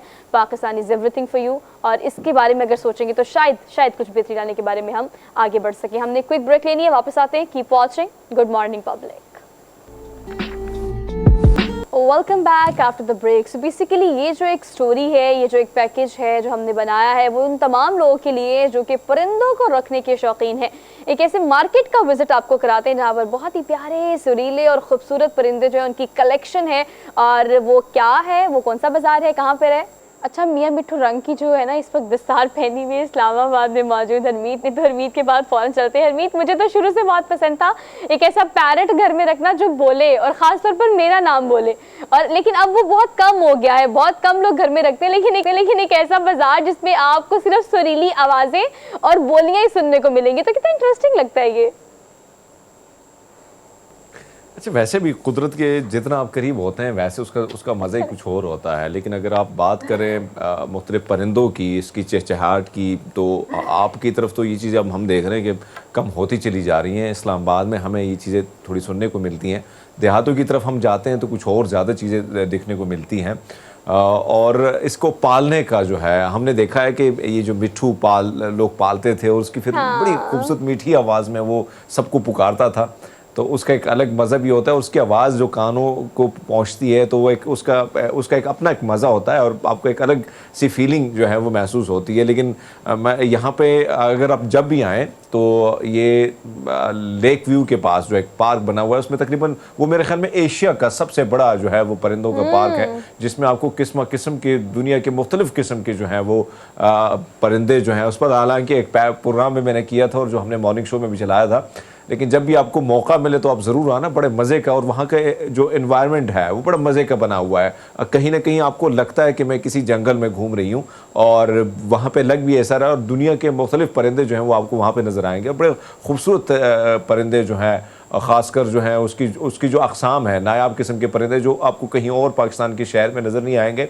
लेकिन आपकी बात दुरुस्त है कि जितना आप कुदरत के करीब होते हैं उसका अलग ही मज़ा होता है। और वैसे सुबह के टाइम हमारे यहाँ जब हम सुबह उठते थे देहात में, गांव में, तो ये जो परिंदों की चहचहाट थी, इसी से लोग उठते थे, और उसके बाद फिर अजान, और अजान के बाद लोग नमाज के लिए अब ये चीज जाते थे। तो ये एक सिलसिला जो है वहाँ पे अब भी है, लेकिन शहरों की तरफ ये चीजें नायाब होती चली जा रही हैं। लेकिन हरमीत, आपको पता है जिसको शौक है उसके लिए मैं बता दूं, जाते जाते फैसलाबाद में ये खूबसूरत सा बाजार है, तो अगर आप नायाब परिंदे चाहते हैं तो जाए और वहाँ से जाकर आप ले सकते हैं। अब हमने ऐसी ब्रेक लेनी है जिसमें आप खबरें सुनेंगे, और खबरें सुन के आप वापस आए, प्रोग्राम को आगे लेके चलेंगे। Keep watching good morning public.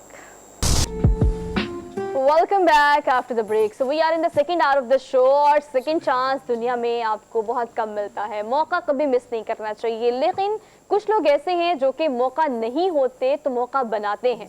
बहुत कम लोग इस दुनिया में ऐसे हैं जो कि मेहनत करके और बहुत ही ग्राउंड रियलिटी से एक छोटे से आइडिया को बेस करके एक एम्पायर खड़ा कर सकते हैं। लेकिन उनकी सक्सेस स्टोरी, और अगर इस सेगमेंट की स्पेसिफिकली गुड मॉर्निंग पब्लिक में बात की जाए, तो आपको बताने का मकसद सिर्फ ये है कि अगर कोई आइडिया छोटा सा भी आपके पास है तो कम इन्वेस्टमेंट से भी किस तरह से आप उस आइडिया को ब्रेनस्टॉर्मिंग करके एक एम्पायर खड़ा कर सकते हैं। तो जो आप सोचते हैं वो आप कर सकते हैं, बशर्ते कि आप सोचें और उसका इनिशिएटिव लें। एक ऐसी ही सक्सेस स्टोरी मैंने आज आपसे शेयर करनी है। अटक से आगाज करने वाले ब्रावो फूड्स के ऑनर और उनकी सक्सेस स्टोरी को तो हम डिस्कस करेंगे, लेकिन उससे पहले मैं आपको ये बता दूं कि आप वो काम जो दुनिया में सब कर रहे हैं वो तो सब कर रहे हैं। अगर फूड की बात की जाए, फूड चेन्स की बात की जाए, लाहौर, इस्लामाबाद, कराची, हर जगह बहुत सारे खाने आपको मिलते हैं, बहुत लजीज। लेकिन उन्हीं खानों को मुख्तलिफ अंदाज में बनाना, लजीज पकवान के तौर पर बनाना और मुख्तलिफ अपनी इनफरादियत को मार्केट में कम वक्त में रिकग्नाइज कराना, ये कम लोगों का क्रेडिट है।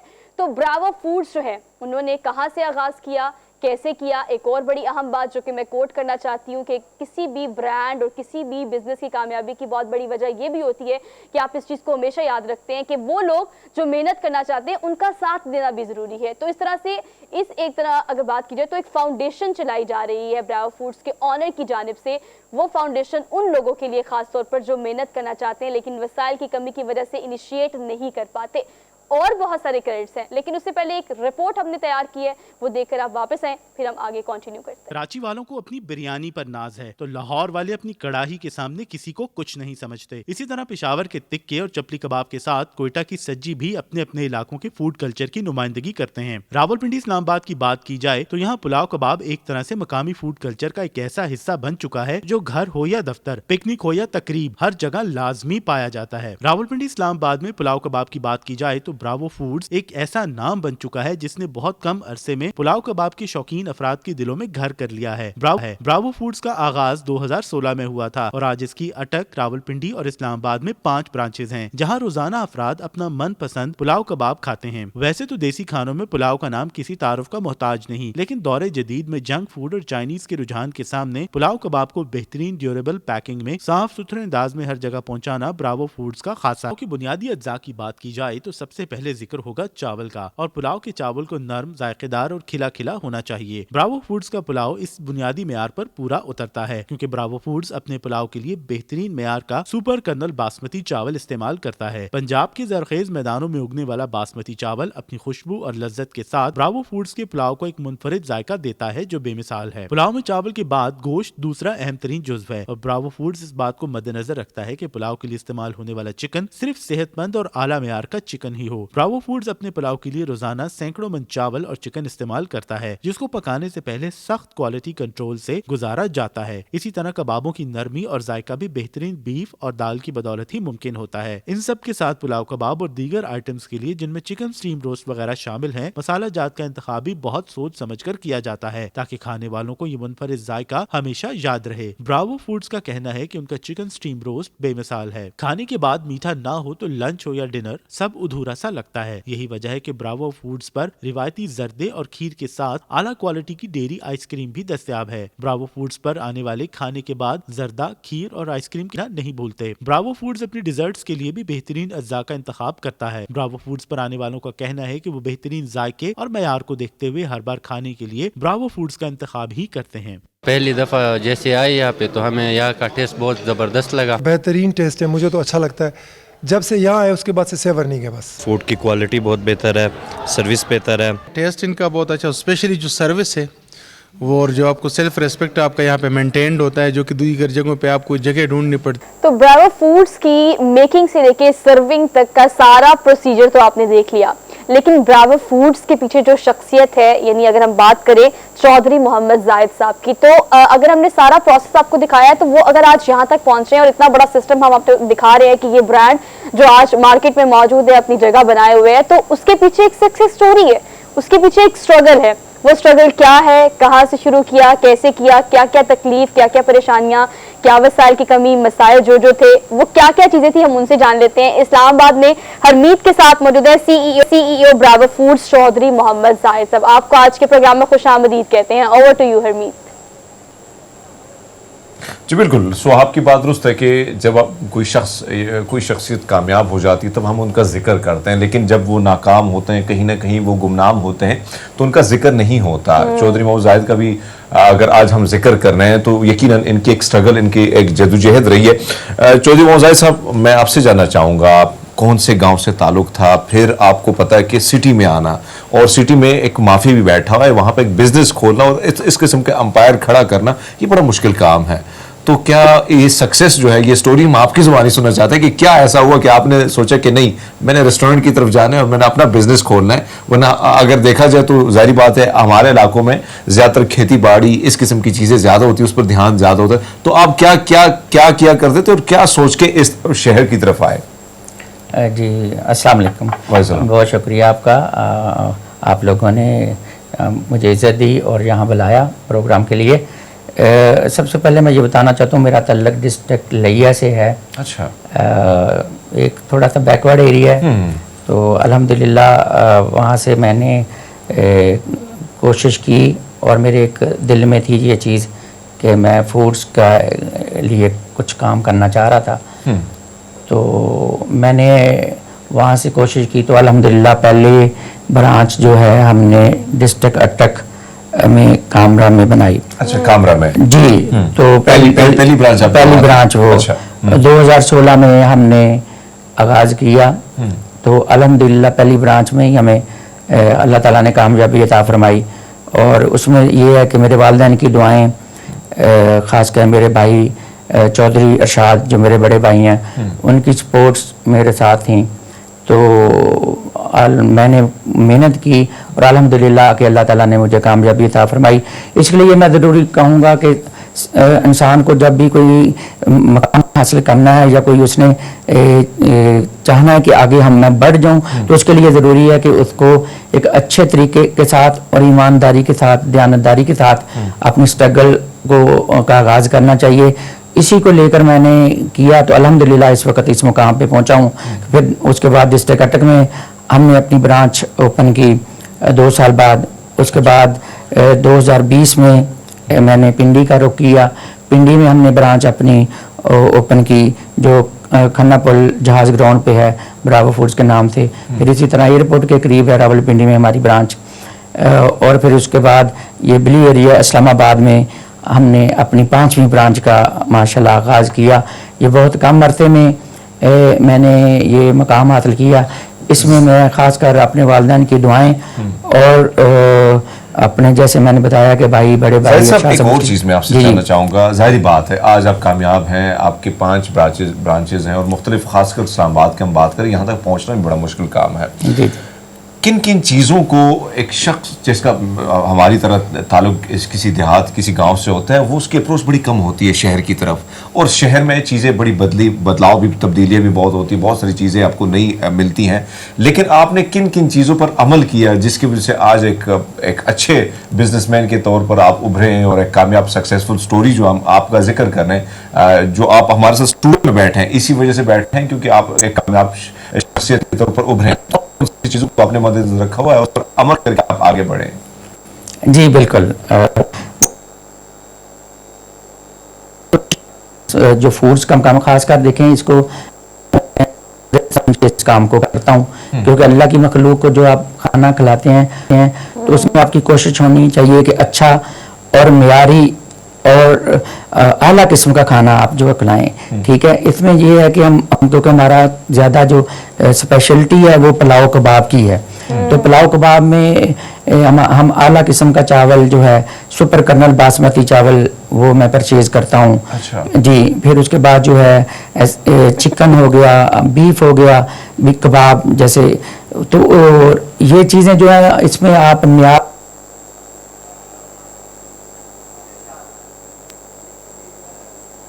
अच्छा, मेरे ख्याल से कोई डिस्टॉर्शन है, थोड़ी सी कोई प्रॉब्लम है। मियार और क्वालिटी को साथ लेकर आपको इसको आगे बढ़ेंगे तो इंशाल्लाह ताला आप लाजमी कामयाब होंगे। अच्छा जाहिद साहब ये कहिएगा, जाहिद साहब ये कहिएगा कि हमें बहुत खुशी है कि जो लोग ग्राउंड से यानी स्टेप बाय स्टेप और ग्रेजुअली ऊपर जाते हैं उनको ज्यादा पता होता है कि कितनी शदीद मेहनत और कितनी चीजों को फेस करना पड़ता है। बहुत सारे यंगस्टर्स आज भी आपके इर्द गिर्द होंगे जो कारोबार करना चाहते होंगे, जो चाहते होंगे कि हम भी कारोबार करें और कमाए बनिस्बत इसके कि हम कोई जॉब करें।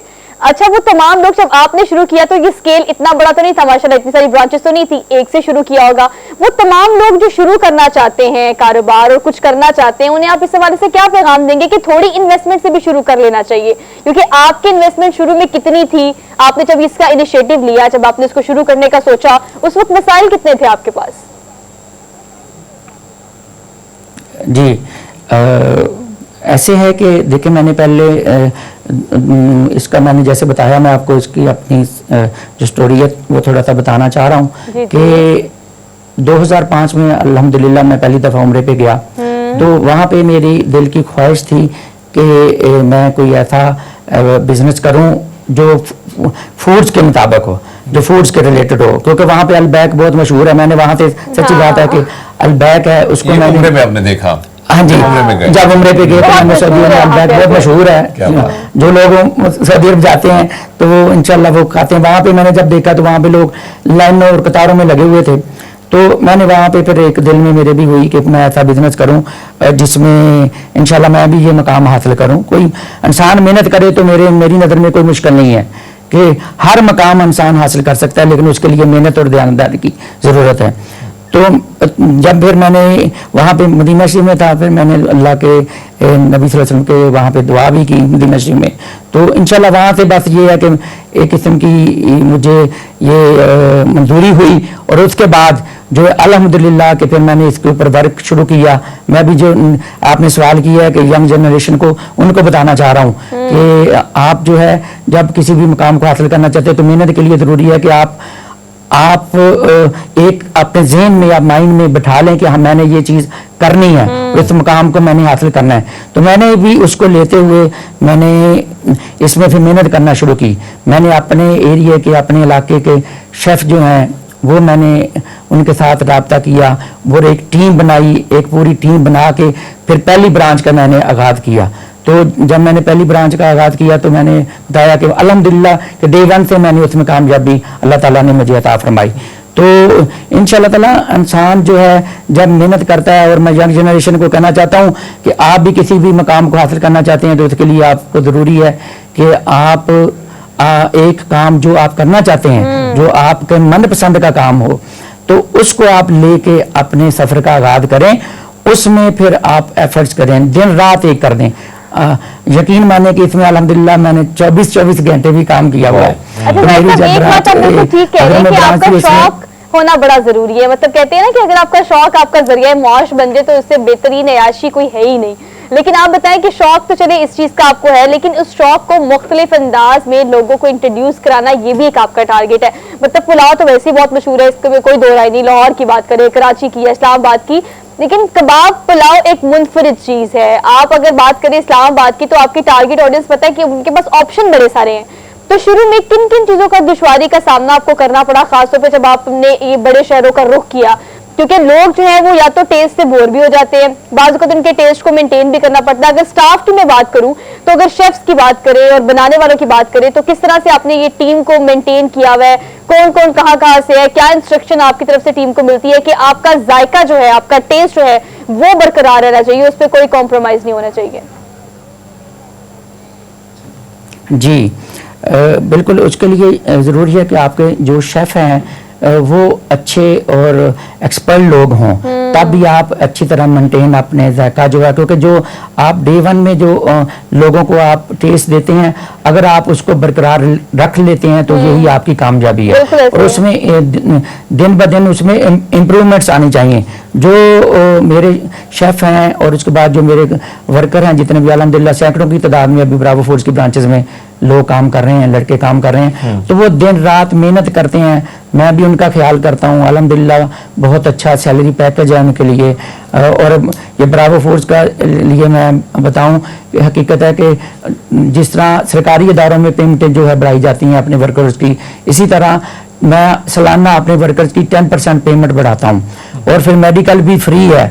जो इमरजेंसी ट्रीटमेंट है ब्रावो फूड्स अपने वर्कर्स को वो भी मुहैया कर रहा है। फिर उसके बाद जो है मैं ईद के मौका पर, छोटी ईद, बड़ी ईद, इसके मौका पर मैं इनको अपने वर्कर्स को ईदी देता हूँ। 3500 रुपया छोटी ईद पे ईदी देता हूँ और 3500 इनको बड़ी ईद पे देता हूँ। और उसके बाद फिर इनको रमजान पैकेज भी दिया जाता है। ये देखें, इनकी वजह से, इनकी मेहनत की वजह से ही ब्रावो फूड्स है। और ब्रावो फूड्स की वजह से ये है कि अगर ये लोग मेहनत करेंगे तो इस वक्त अभी जो मुझे मकाम मिला तो ये सारा मेरी टीम का, मैं अपनी टीम को अप्रिशिएट करता हूँ। और अपने जितने भी मेरे सीनियर वर्कर्स हैं और मेरे कुक्स हैं और बकाया लोग हैं, तो मैं उन सब का बेहद शुक्रिया भी अदा करता हूँ इस मौके पे कि उन्होंने बड़ी मेहनत की और बड़े कम अरसा में ब्रावो फूड्स को ये मकाम दिलाया। इसमें अल्लाह ताला का खुसूसी करम और फजल है, और उसके करम और फजल के बगैर कुछ नहीं हो सकता। देखें, जब भी किसी चीज़ में अल्लाह का करम और फजल शामिल हो जाए तो इंसान और उसमें मेहनत जारी रखे, मेहनत करे, तो लाजमी बात है कि वो इंशाल्लाह ताला वो कामयाब होता है। मैं इसमें ये कहना चाहूँगा कि एक शेर अगर पढ़ना मेरा दिल कर रहा है पढ़ने को, सच बात है जिंदगी का है, ये सब तुम्हारा करम है आका के बात अब तक बनी हुई है, मैं इस करम के कहाँ था काबिल, हजूर की बंदा परवरी है। तो ये इंशाल्लाह ताला आपके जब मन में, दिल में एक लगन, मेहनत और सच्चाई हो तो इंशाल्लाह ताला आप कामयाबी जरूर हासिल जाहिद करें। साहब, इसमें कोई शक नहीं है कि जाहिर बात है कि एक टीम वर्क होता है और कहीं ना कहीं नजर करम जो है अल्लाह ताला की तरफ से हो तो सही इंसान बात है। तरक्की पा लेता है। बिल्कुल। आपसे जानना चाहेंगे कि ये जो नजीरा सुल्तान फाउंडेशन है, इसके बारे में थोड़ा सा बताइएगा और क्या आप इसमें क्या क्या काम जो है उसमें चल रहे हैं और इसकी बुनियाद आपने कब रखी? अच्छा, ऐसे है कि जब मैंने डिस्ट्रिक्ट अटक में ब्रावो फूड्स की ब्रांच का आगाज किया तो मेरे दिल में एक हसरत थी कि मैं अपने वालिदैन के लिए कुछ करूं। तो मैंने फिर अपने वालिदैन के नाम पे NSF नज़ीरा सुल्तान फाउंडेशन जो है, मेरी वालिदा का नाम नज़ीरा था और मेरे वालिद साहब का नाम सुल्तान, मैंने उनके नाम पे नज़ीरा सुल्तान फाउंडेशन बनाई और अल्हम्दुलिल्लाह उसके ज़रिए ये सिर्फ ये ब्रावो फूड्स का जो सेल होती है उसका 2% मैंने वक्फ किया हुआ है अपने वालिदैन के नाम पे। जो सेल होती है रात को जो ब्रावो फूड्स की तमाम ब्रांचेस पे उसका 2% कट जाता है और वो नज़ीरा सुल्तान फाउंडेशन में चला जाता है। नज़ीरा सुल्तान फाउंडेशन जो है फिर मेरे जितने भी वर्कर्स हैं या गरीब मुस्तहिक और बेवा औरतें, अल्हम्दुलिल्लाह मेरा एक ये अल्लाह का खास करम और फजल है कि इसमें मेरा इनाम है कि मेरे वालिदैन को इसका लाजमी उसका अजर मिल रहा होगा। तो अल्लाह ताला उनको जन्नतुल फिरदौस में आला मकाम अता फरमाए, वो वफात पा चुके हैं। तो इसलिए मैंने ये सफ़र उनके लिए ये वक्फ किया था। तो इसके ज़रिए बेवा औरतें, मेरे जो गरीब जो मेरे साथ वर्कर भी काम करते हैं, मुझे पता चलता है कि क्योंकि सबसे पहले उनका हक है, आपके रिश्तेदारों का हक है, आपके साथ जो जुड़े हुए लोग हैं उनका हक है। तो उनकी अमदाद मंथली की जाती है, उनको एक पैकेज दिया जाता है ताकि उनके घर का सामान जो है राशन महीने का आ सके। तो ये एक बहुत बड़ा मैं अल्लाह का शुक्र अदा करता हूँ कि उसने मुझे तौफीक दी और इंशाअल्लाह ताला ये रहती दुनिया तक जब तक ब्रावो फूड्स है तो ये अल्लाह के राह में जो मैंने 2% वक्फ किया है ये आगे मजीद बढ़ेगा इंशाअल्लाह ताला और इससे गरीब लोगों की, मुस्तहिक लोगों की मदद होती रहेगी इंशाअल्लाह। अच्छा, मुझे ये बताएं कि हम ये भी देखते हैं कि जितने भी ओल्ड एज होम है वहाँ पे भी आपके जो ब्रावो फूड है वो भी वहाँ पे कहीं ना कहीं उनकी इमदाद भी करती रहती है। फिर यतीम खाने जितने भी हमारे ऑर्फन हैं होम्स हैं वहाँ पे भी मैंने देखा है कि कहीं ना कहीं जो है आपकी जो तंजीम बनी है सुल्ताना फाउंडेशन, नज़ीरा सुल्ताना फाउंडेशन, इसके ज़रिए ये मामलात को भी देखा जाता है। इसको आप कैसे देखते हैं कि किस वक्त इस्लामाबाद और रावलपिंडी में कहाँ कहाँ पे आपका फोकस है?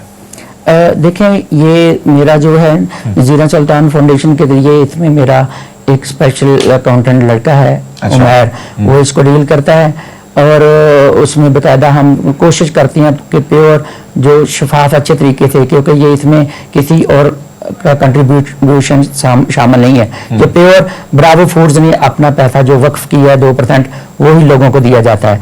तो इसमें मेरी सबसे ज़्यादा जो कोशिश होती है कि मैं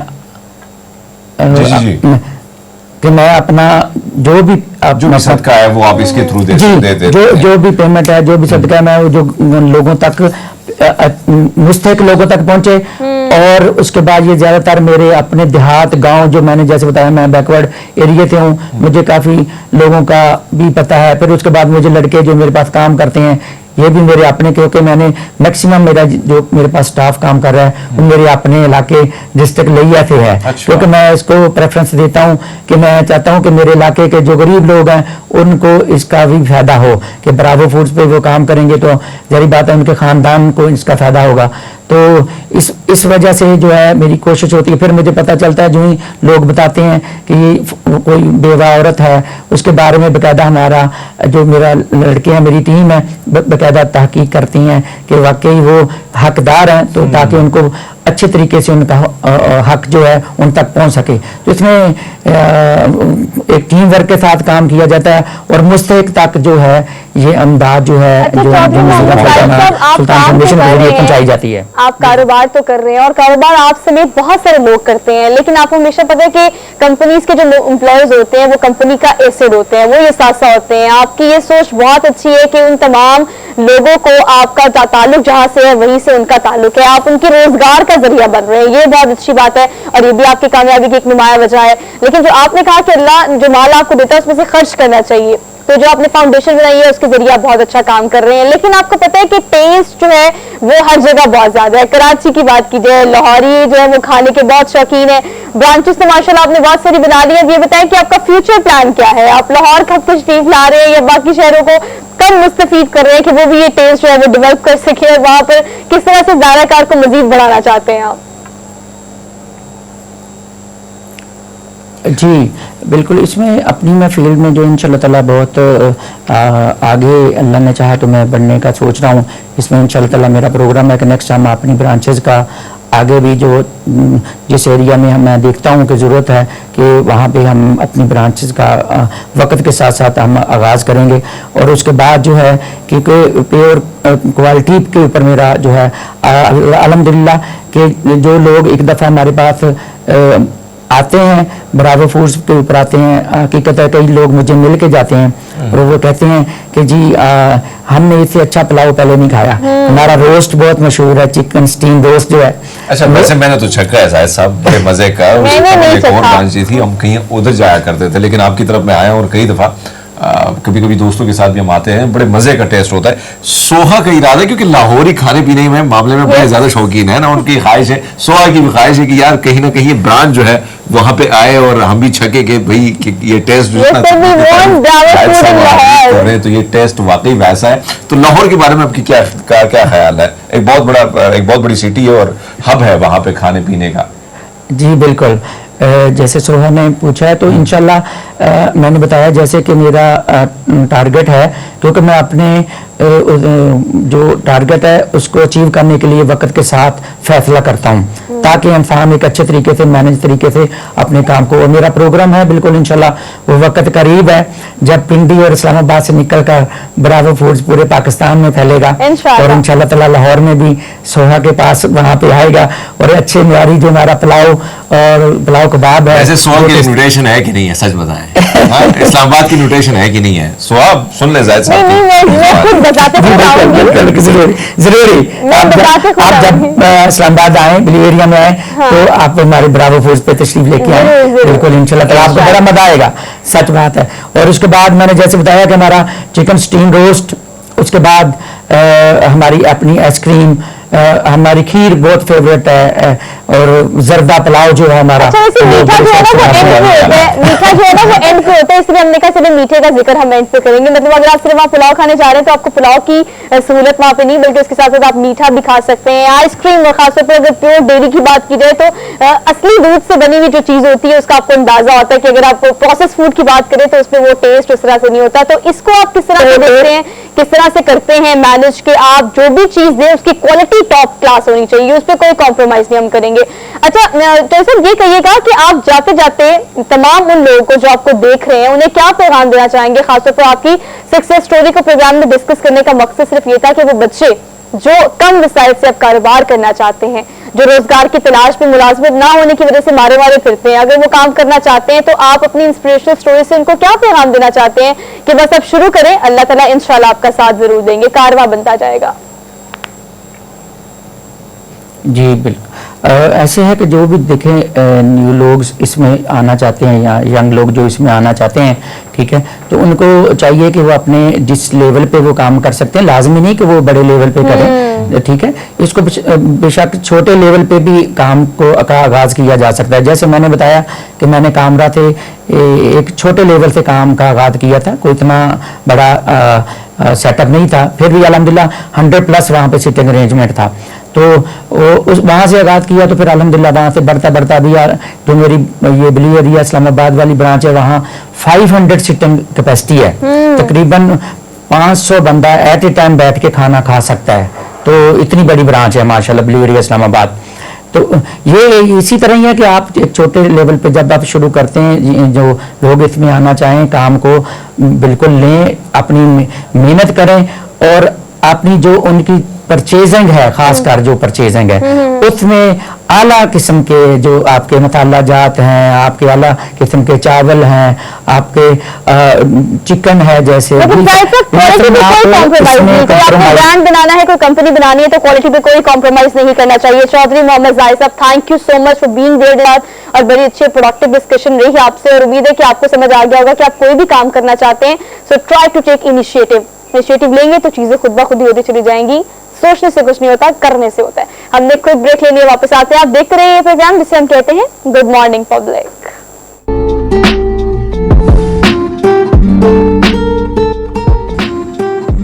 welcome back after the break. So basically बात कर लेते हैं खेल के मैदान की, फीफा की पहले बात कर लेते हैं। आपको पता है कि इस वक्त इंग्लैंड और फ्रांस जो है वो क्वार्टर फाइनल में पहुंच चुका है। फीफा की बहुत धूम है ऑल ओवर द वर्ल्ड, लेकिन अगर पाकिस्तान की बात करें तो क्रिकेट की बात कर लेते हैं। ये टेस्ट सीरीज जो चल रही है जिसमें हम काफी इंथुजियास्टिक थे कि नहीं भी बहुत अच्छा कमबैक होगा पाकिस्तानी टीम का, और हरमीत हम काफी पॉजिटिव थे इस हवाले से कि वर्ल्ड कप के बाद अब ये वार्म अप सेशन होगा, काफी जीत के लिए प्रैक्टिस होगी, तैयार होगी। और बड़े सारे अगर हम बात करें न्यू कमर्स की तो हमने उनको टीम में देखा तो हमें लगा कि जो ओपनर नए हैं वो काफी अच्छा परफॉर्म करेंगे, लेकिन अभी तक जो गेम देखी जा रही है, जैसे अब्दुल रऊफ साहब होते तो वो कहते हैं कि अच्छा खासा धोया है इंग्लिश टीम ने हमारी टीम को। तो इस वक्त जीत के लिए 263 रन जो है वो हमें चाहिए और वो कैसे हासिल होंगे, वो हदफ कैसे हम पूरा करेंगे। अहमद कुरैशी साहब हमारे साथ मौजूद हैं तो इस हवाले से हम उनसे बात कर लेते हैं कि वो क्या टेक्निकलिटीज को देखेंगे और वो अपना क्या तजिया देंगे इस हवाले से। लेकिन हरमीत, आप चूंकि पिंडी में मौजूद है, आप कल वहां गए भी, आपको फीडबैक क्या लगा आम आवाम का? देखिए जी, अवाम तो जाहिर बात है कि एक तरफ हम देख रहे थे कि इंग्लैंड की टीम आई है और लोगों में एक चीज़ मैंने देखी है जो एक पॉजिटिव है। मैं समझता हूँ कि जो इंग्लैंड के खिलाड़ी हैं उनको ज़्यादा सपोर्ट कल जो तमाशाई थे वो कर रहे थे और यही वजह थी कि इंग्लैंड के जो खिलाड़ी थे वो बड़े कंफर्ट लेवल पे जोन पे खेल रहे थे। लोगों में एक्साइटमेंट तो ये है कि पाकिस्तानी, चाहे वो टेस्ट है, वनडे है या वो दीगर चीज़ें हैं, वो पाकिस्तान आ चुकी हैं और बड़े ज़बरदस्त तरीके से यहाँ पे मैचेस हो रहे हैं।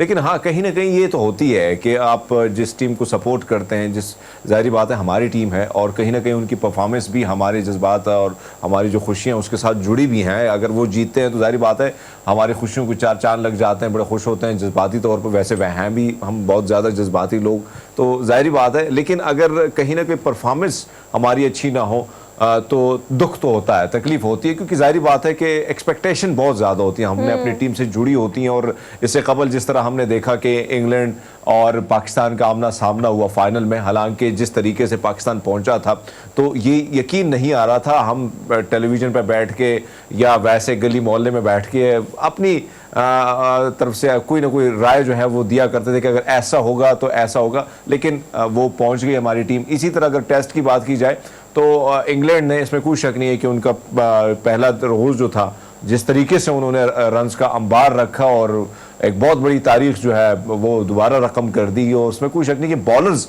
क्योंकि शाहिन शाह अफरीदी के ना होने के बाद हम देख रहे हैं कि कहीं ना कहीं कमी जो है वो महसूस की जा रही है। बॉलर्स की जिस तरह पिटाई हुई वो भी हमने देखी, रावलपिंडी का जो स्टेडियम है वो उस बात का गवाह है।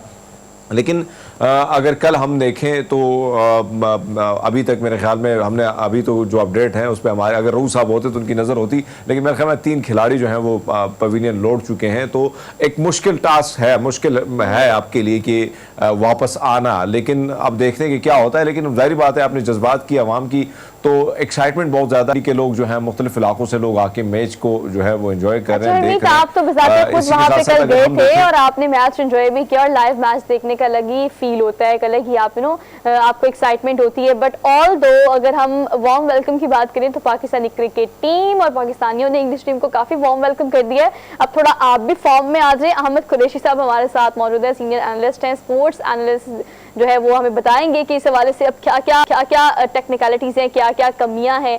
अहमद बताइएगा कि अगर हम देखें अपनी टीम को तो हमेशा ऐसा होता है कि एक ज़बरदस्त कमबैक होता है। वो वर्ल्ड कप की बात कर लें, किसी भी सीरीज़ की बात करें, हम ग्रेजुअली खेलते हैं, उसके बाद एक दफ़ा ऐसा कमबैक आता है कि हम या तो उसको तुक्का कहते हैं या लक कहते हैं या कहते हैं कि टीम ने अब कोई स्ट्रैटेजी यूज़ की है।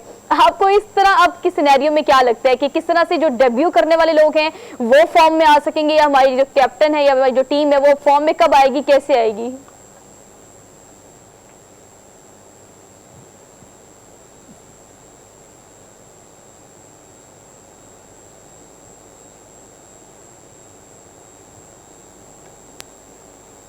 मेरे ख्याल से थोड़ा सा ऑडियो का प्रॉब्लम है, मुझे तो नहीं आ रही थी, पता नहीं आम पब्लिक को आ रही है कि नहीं आ रही है। ऑडियो करेक्ट कर लेते हैं, उसके बाद दोबारा से उनको शामिल करेंगे प्रोग्राम में। हरमीत, मैं ये जानना चाहती हूँ आपसे, क्योंकि आपने लाइव जाके वहाँ देखा, मैच अच्छा हो या बुरा हो, ऐसी एक्टिविटीज अब बहुत कम हो गई हैं। आपको पता है कि लाहौर में कोई भी ऐसी एक्टिविटी, जैसे कि आप लोक विरसा की बात कर रहे थे, वो जो इस्लामाबाद में आपने मुझे इन्वाइट भी किया था, उस तरह की एक्टिविटीज या क्रिकेट मैच की अगर बात की जाए तो इस तरह की स्ट्रेस माहौल में ना इस तरह की एक्टिविटीज हो तो लोग बिला वजह ही उनको शौक हो जाता है कि चलो चलते हैं, जाके देखते हैं, एंजॉय करते हैं।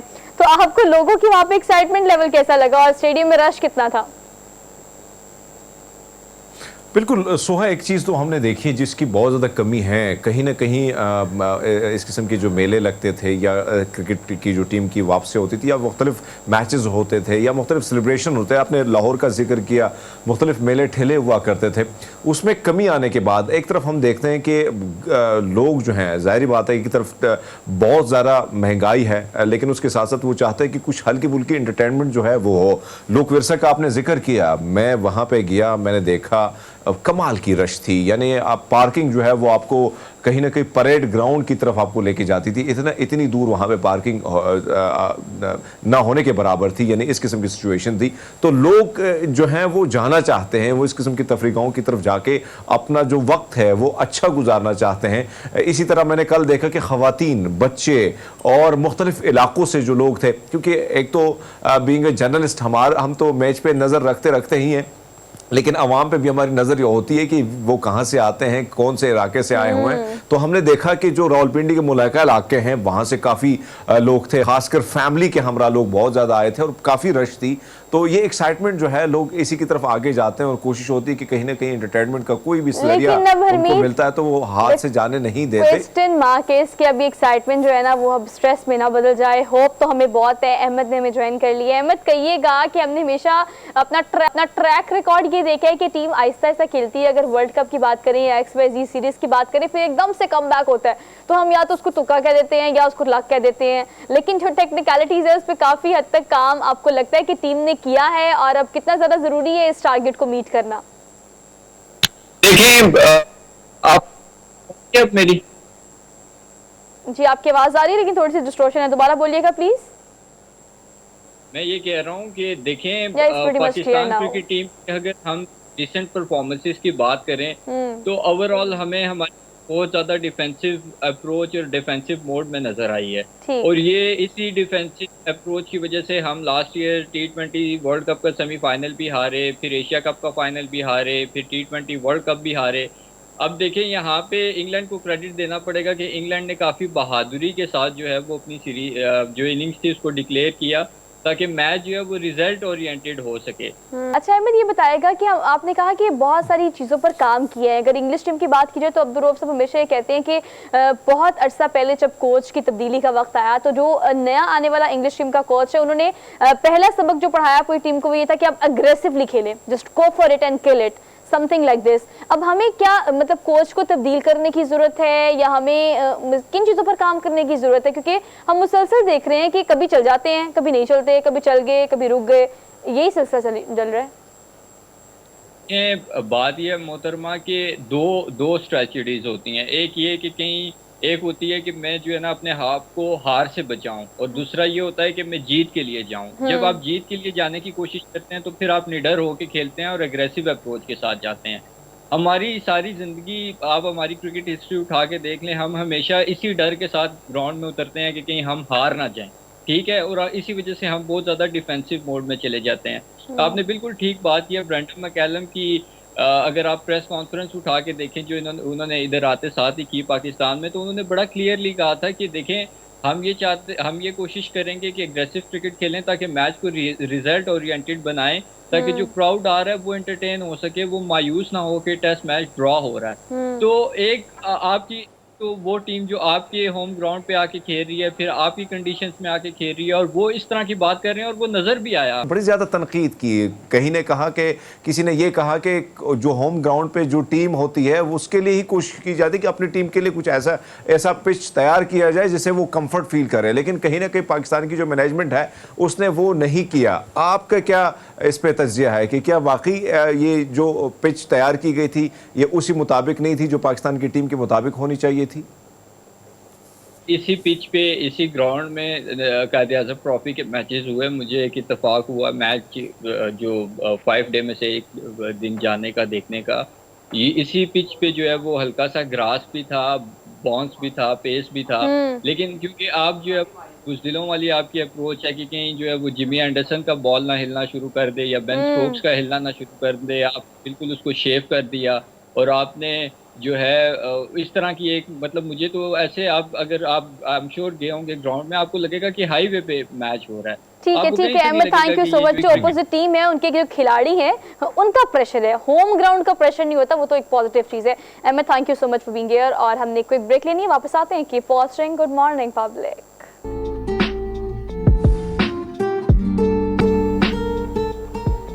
Welcome back after the break. कितना ज़्यादा ज़रूरी है सेल्फ कॉन्फिडेंस होना। बाज़-औक़ात ये देखा जाता है कि अगर आपके पास डिग्री है, चाहे वो पीएचडी की है, एमफिल की है या बीएस की है, इतना थ्योरेटिकल अप्रोच होने के बावजूद भी you can't represent yourself in front of anyone. Like वो कोई टीम होती है, वो कोई कॉन्फ्रेंस होती है, इन फ्रंट ऑफ कैमरा, और आप किस यू नेम इट। आजकल कितना ज़्यादा फुकदान है इस चीज़ का। अगर आप कॉर्पोरेट सेक्टर की बात करें या फिर चले हम let's talk about personal life as well. Self confidence कि मैं ये कर लूँगा, मुझसे ये हो जाएगा, या मैं ये कर सकता हूँ, ये कितनी ज़्यादा कमी पाई जाती है हमारे नौजवानों में, जिसके लिए हमारे पास आइडियाज़ होते हैं but we can't bring it on. हम उसका इनिशिएट नहीं ले पाते बिकॉज वो कॉन्फिडेंस लेवल नहीं होता हमारा। तो ये इस पर बात करेंगे। हमारे साथ मौजूद है अहमद फवाद साहब, इन्हें कहते हैं, और ये पर्सनालिटी डेवलपमेंट ट्रेनर है प्लस कॉर्पोरेट ट्रेनर है। तो इस हवाले से कुछ अच्छी अच्छी टिप्स आपके लिए इनसे लेते हैं। अस्सलाम वालेकुम सर। वालेकुम अस्सलाम। How are you sir? I am good sir, thank you so much for being here. Sir, मैं हरमीत से शुरू में कह रही थी कि हरमीत, हमने भी जब पहले दिन कैमरा ऑन हुआ, कैमरे की रेड लाइट ऑन हुई, तो हम भी पैनिक हो गए। एक कैमरा पैनिक होता है ना, वो जो आप पे होता है, वो आहिस्ता आहिस्ता डेवलप होता है। ये आपकी पर्सनालिटी, कॉन्फिडेंस और चीजें आहिस्ता आहिस्ता बूस्ट करती हैं। But the question is how to start and where to start. बिल्कुल वैसे ही स्टार्ट करना है जैसे आपने किया था। अच्छा, एक तो बेसिक एग्जैक्टली। देखिए अच्छा। 2-3 चीज़ें हैं इसके, हम यहाँ से शुरू कर लेते हैं जहाँ से आपने बात की ना कि पहली दफ़ा जब किया तो वो एक बटरफ्लाइज इन द स्टोमक जिसको हम कहते हैं, वो होते हैं बहुत ज़्यादा। तो उसका आपके पास कहते हैं कि इसके 2-3 मोड्स होते हैं, फेजेस होते हैं। एक होता है सबसे पहले जब आप कोई नई चीज़ देखते हैं, किसी भी नई सिचुएशन को फेस करते हैं, तो आप स्टन हो जाते हैं, फ्रीज मोड में चले जाते हैं। तो वो फ्रीज मोड में आप either you decide to fly और यू डिसाइड टू फाइट। तो फ्लाई या फाइट करने का जो है वो आपका कॉन्शियस डिसीजन होता है। फिर ये मैं इसलिए यहाँ पे बात कर रहा हूँ कि आप नई सिचुएशन में जब भी आएंगे तो ये जो आपने कहा है ये हर एक के साथ होता है। मैं आपको मज़े की बात बताऊँ अभी सुबह के, कहा जाता है कि दुनिया में मोस्ट फियर्ड स्किल जो है ना वो स्टेज फ्राइट है, और कॉन्फिडेंस वहाँ पे शेक हो जाता है बड़े बड़े लोगों का। जैसे आप कैमरा फेस करते हैं तो कैमरे को फेस करना एक बहुत ही मुश्किल काम है। फेस सामने आ जाना, प्रेजेंटेशन देना किसी जगह पे बहुत मुश्किल काम है। वहाँ पर कॉन्फिडेंस शेक समटाइम्स हो जाता है। तो उसके दो मैं बेसिक जो है ना वो टोटके बताता हूँ कि 2 चीज़ों को फॉलो करें। नंबर 1, एम्ब्रेस इट, कि यार ये सबके साथ होता है। अगर आप कहीं पे फंबल करते हैं, आप डिस्टर्ब होते हैं, आपकी आईब्रो जो है वो हिलना शुरू हो जाती है, आपके चीक्स रेड होना शुरू हो जाते हैं, तो that's okay, it's natural, it is natural, yes. तो इसमें अपने आप को टाइम दें, और जब आप टाइम देते हैं तो उसमें टोटका ये है कि आप सांस अंदर लें और फिर बाहर निकालें। एक take a deep breath and ये है एक टोटका इसका। तो आप 3 दफ़ा जब करते हैं तो आपकी बॉडी भी रिलैक्स होती है, आपके मसल्स उसके मुताबिक तैयार हो जाते हैं, and then you go on. Like जो कहते हैं ना, टेक अ डीप ब्रीथ, जी टेक अ डीप ब्रीथ, ये वाला काम होना चाहिए। बिल्कुल बिल्कुल। नेक्स्ट वन, इसमें मैं मजे की बात बताऊं क्विकली। मैंने एक दफ़ा देखा शाहरुख खान को, उसका वो कहता है, उसका इंटरव्यू सुना, अब देखें इतना बड़ा सुपर डुपर स्टार और बहुत ही बड़ा ग्लोबल स्टार, हाँ, वो कहता है कि मैं जब भी स्टेज के सामने जाता हूँ, आज भी इतने बड़े करियर के बाद भी, तो कहता है मैं पहले 3 सांस लेता हूँ और अपने आप को कहता हूँ इट्स ओके, हो जाएगा, और फिर मैं जाता हूँ स्टेज पर। तो अगर इतने बड़े आदमी को आज भी ये मसला है तो ये कोई अजीब बात नहीं है। मैं आपको एक बात बताती हूँ, हरमीत भी शायद इस चीज को रिलेट कर पाए। अब हम कैमरे को फेस करते हैं, हमारा रोजाना का काम है। चलिए पहले अपनी मिसाल ले लेते हैं, तो we just get used to it, हम कर लेते हैं। लेकिन एक और चीज है प्रेजेंटेशन देना। एक और चीज है कि हरमीत आपके सामने कोई 100 का मजमा बैठा हो, उन 100 लोगों से आपने खिताब करना हो, तो आप वहां पे थोड़े से एक्स्ट्रा कॉन्शियस हो जाते हो। तो अब यूनिवर्सिटीज की बात कर लेते हैं। अगर हम सेल्फ कॉन्फिडेंस की बात करें तो ये बूस्टर हमें मिलता है हमारी यूनिवर्सिटी लाइफ से। आप कॉलेज में सीखते हो, ठीक है, कम सीखते हो, स्कूल में आपका ऐसा ऐसा कॉन्फिडेंस डेवलप होता है, अगर हम सारी क्लासेस की बात करें। लेकिन कहा यह जाता है ना कि जो आप यूनिवर्सिटी लाइफ में सीखते हो वो आप कभी नहीं सीखते, कहीं नहीं सीखते, वो एक ट्रेडमार्क होता है आपका। तो आप यूनिवर्सिटी में जो है ना वो प्रेजेंटेशंस देना, उसका यूज टू होना, उसकी प्रैक्टिस करना, फेल होना, पास होना कितना ज़्यादा ज़रूरी है। हमारी यूनिवर्सिटीज़ में कितना कम सिखाया जा रहा है। ये आपने बड़ी सही तरफ हाईलाइट किया है। बहुत कम होता है पर्सनालिटी डेवलपमेंट, तो जैसे एक सब्जेक्ट है जिसको टच ही नहीं करना।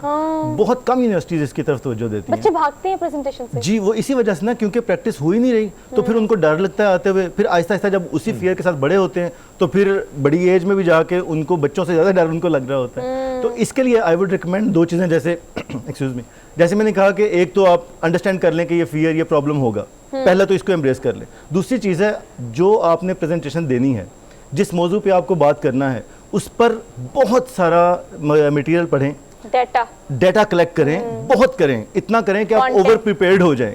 इतना ज़्यादा आपको होना चाहिए। दूसरी बात, रिहर्स करें, जितना हो सकता है रिहर्सल करें। आपको अगर 5, 6, 10 दफ़ा रिहर्स करने के साथ आपको लगता है कि अब मैं किसी काबिल हो गया हूँ, और बेस्ट वे होता है कि आप पहले शीशे के सामने करें, अपने आप के साथ बात करें, अपनी आंखों में आंखें डाल के बात करेंगे तो आप में कॉन्फिडेंस आना शुरू होगा। पहले हंसी आएगी, फिर आप नॉर्मल होंगे, फिर आप अच्छे अंदाज से एक्सप्रेशन के साथ बात कर सकते हैं। वो प्रैक्टिस है जो हमें बहुत करने के लिए कहा जाता है। हाँ। टीवी के आगे खबरें पढ़ो, टीवी के आगे। दूसरा, फिर अपने दोस्तों में करें, क्योंकि दोस्त आपका मजाक उड़ाएंगे। अच्छा, जो करीबी दोस्त होते हैं। हरमीत हमारे साथ इस्लामाबाद से मौजूद है। जी Harmeet, what you want to add? अच्छा अहमद फवाद साहब, अगर हम देखें कहीं ना कहीं कुछ ऐसी चीज़ें होती हैं, अब मैं अपनी बात करूं पर्सनली, टेलीविज़न पे आके या फिल्म करना या बहुत सारी चीज़ें मैंने कर ली हैं, लेकिन अगर मुझे लाखों के मजमे में भी आप खड़ा करें, टीवी स्क्रीन पर मैं बात कर सकता हूँ, मुझे कोई टेंशन नहीं। लेकिन अगर मुझे कहा गया कि भाई आपने यहाँ पे खिताब करना है और यहाँ पे अपनी तकरीर करनी है, तो कहीं न कहीं सांस फूलना शुरू हो जाती है। ये मैं अपने तजुर्बे की बात करता हूँ। अब इससे कैसे निकला जाए। और दूसरी बात आपसे मैं जाना चाहता हूँ, बहुत सारे लोग जो हैं मुख्तलिफ इंटरव्यूज के लिए जाते हैं और अच्छी खासी उनकी पर्सनालिटी भी होती है, नॉलेज भी होती है, लेकिन वहाँ पे वो बिल्कुल कहीं ना कहीं उनकी पर्सनालिटी इतनी डाउन हो जाती है कि आगे जाके वो फेस करना मुश्किल होता है उनके लिए। उनको क्या करना चाहिए बाजी?